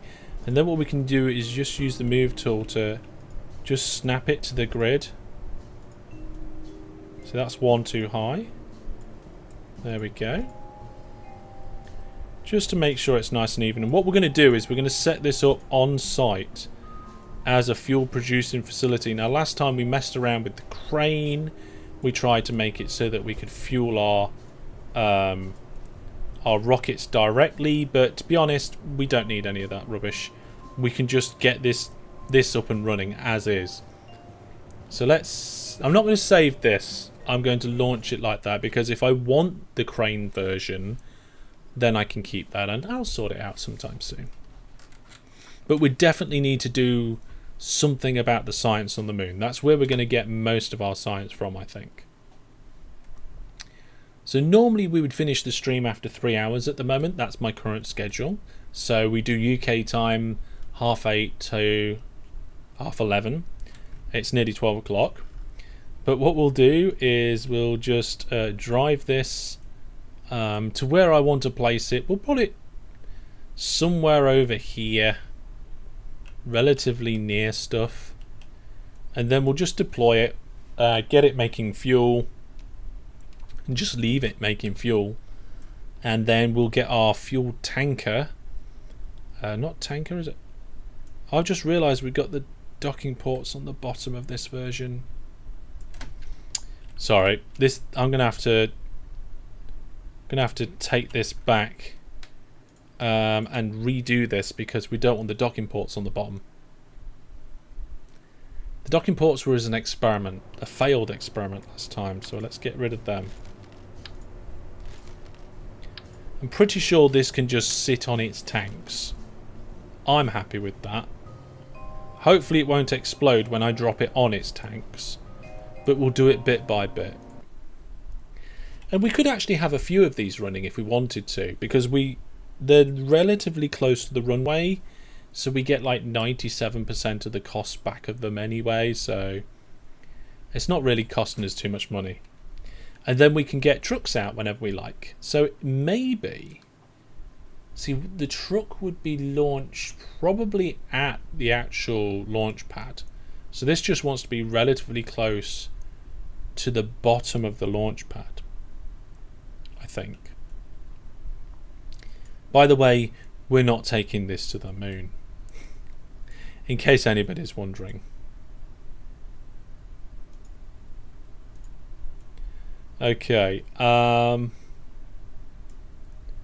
these bits that fall off, I don't know if we'll get to recover them or not, but hopefully it won't be too costly. You'd love me to see me fly that.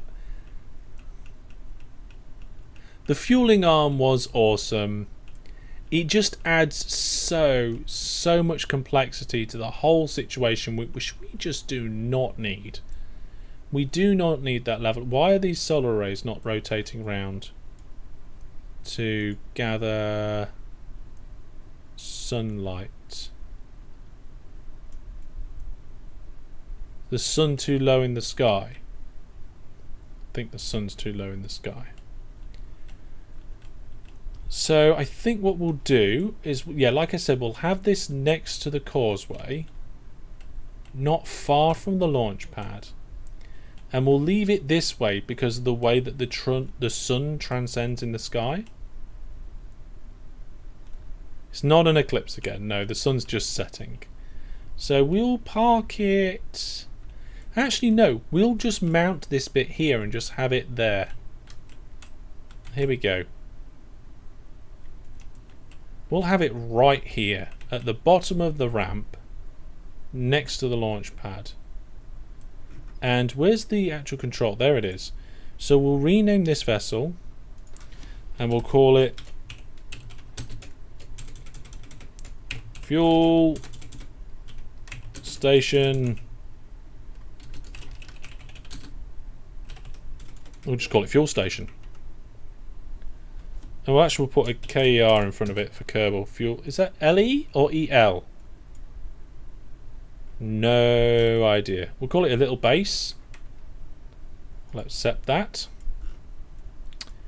And now we will detach all the wheels. Oh, it's EL. Let's have a look. Yeah, that's not right. Thank you. There we go. Fix that. So I think what we'll do is we'll let one side down and then we'll let the other side down. So let's just disconnect the staging. There we go. So let's hope for no explosions.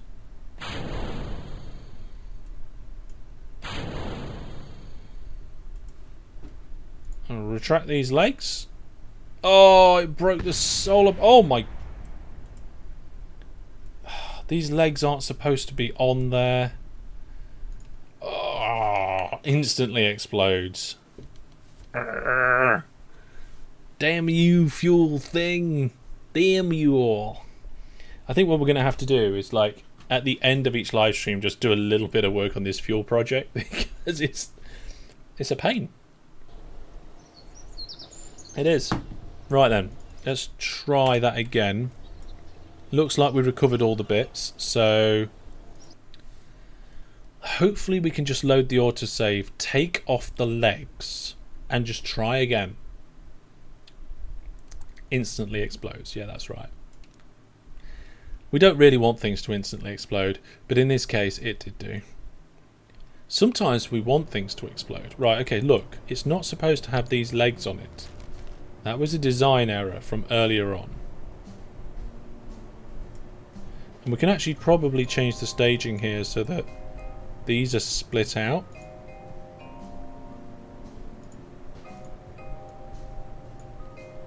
So we go add like this.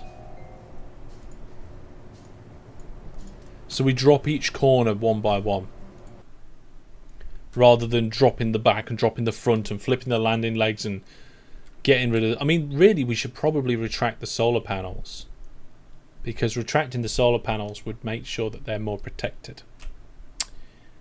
And what we can also try and do is drive this at 2 times speed, because nothing ever went wrong using time acceleration, right? So let's do that. Here we go. The sun's getting really... Ooh, we lost a lot of tyres. Can we still drive this? Yeah, at the moment we can still drive this. Look at that. Tiny bit of time acceleration. And we've lost, I would say, half the wheels? Roughly half the wheels. Yeah. So hopefully no explosions this time.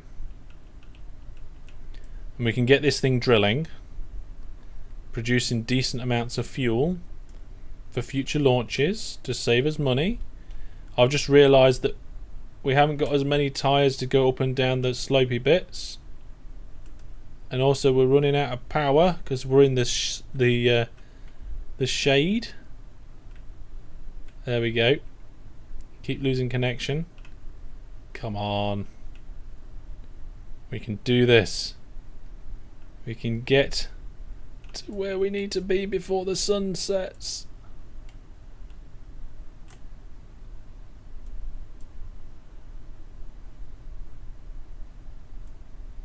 Here we go.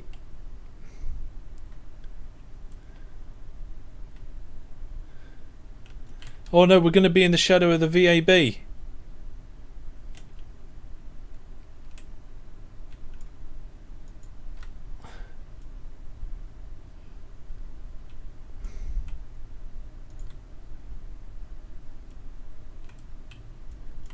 Oh, let's just warp to sunrise. Messing around with that. There we go. Right. Okay, so let's just bring this back now. park it up where exactly where I wanted it, which was there. And then just for safety reasons, we're going to retract the solar panels, let go of the side bits, one by one. And then this will be our new fueling station. So here we go, you ready?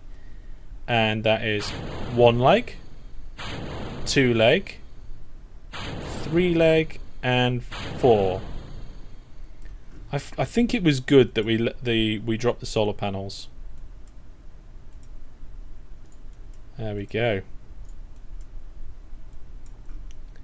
So we can now deploy the drills. We've got 8 drills on this rig now.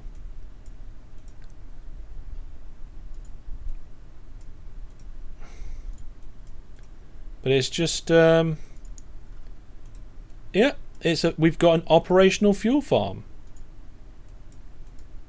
Let's do start creating and start the harvesting drill. Now let's have a look at power. Power is fine. Start the drill harvester there. Okay, I think we've got the last few drill harvesters to do. Penultimate one. Oh, actually, is that one already going? Nope. There we go. So that's all the drills going. We are power stable at the moment. We are converting at 4.14% load. And thermal efficiency is at 100%. Nighttime power will be a problem. Yeah, well, it'll just start back up again, won't it? But the tanks are going to slowly fill up with fuel. Now, I just need to make sure that I don't recover the vessel. We'll leave it there near the launch pad. And what we'll do is before we send a rocket out, we'll get the tanker down, we'll hook it up, take some fuel out and fill the rocket up. We need to also remember how much fuel we've got. So there we go. Absolutely brilliant.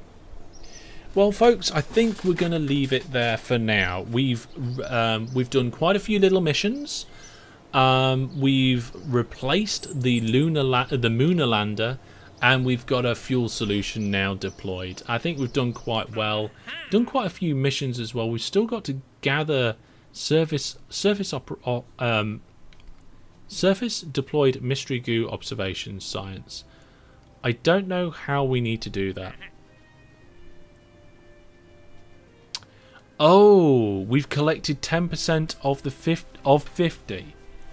Oh, so is that something that's now going to happen over time?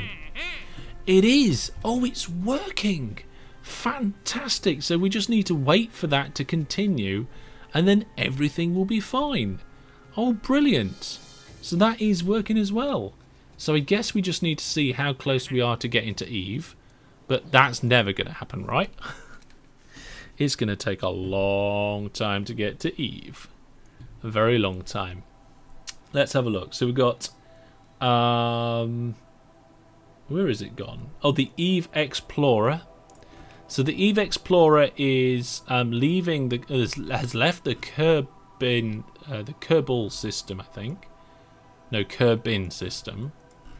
And it's going to get down to its periapsis over there. And the problem is... excuse me, is that Eve is not in the right position. So by the time I suppose I could, can I set that as target? Not in this mode. But we do have quite a lot of rovers and things going around. We've got satellites around Minmus. We've got a space station around Minmus. We've got a rovers on Minmus. Then we've got a space station going around the moon, a base on the moon, rovers on the moon. The Cuckoo I need to take back to the space center, but that's not going to take long at all. So overall, I'm very happy. Very happy with this Let's Play. Everything is going hunky and dory. I hope you are enjoying it. I certainly am. Remember that Thursday's live stream isn't on Thursday, it's tomorrow. So I'll see you tomorrow night for RimWorld, and we've got an extra live stream next week on Monday night where by then, will be 37. I will see you soon, folks. Thanks for hanging out with me tonight on the stream. Thanks for helping me out as well. It's been great to chat to you. And again, thank you to the Viewer Plus subscribers for their support. Without their support, we wouldn't be able to keep the channel going. But that's all. Take care. Have a good evening. Have a good weekend. I'll see you all. Well, no, not a good weekend yet. I'll see you all tomorrow night. Goodbye.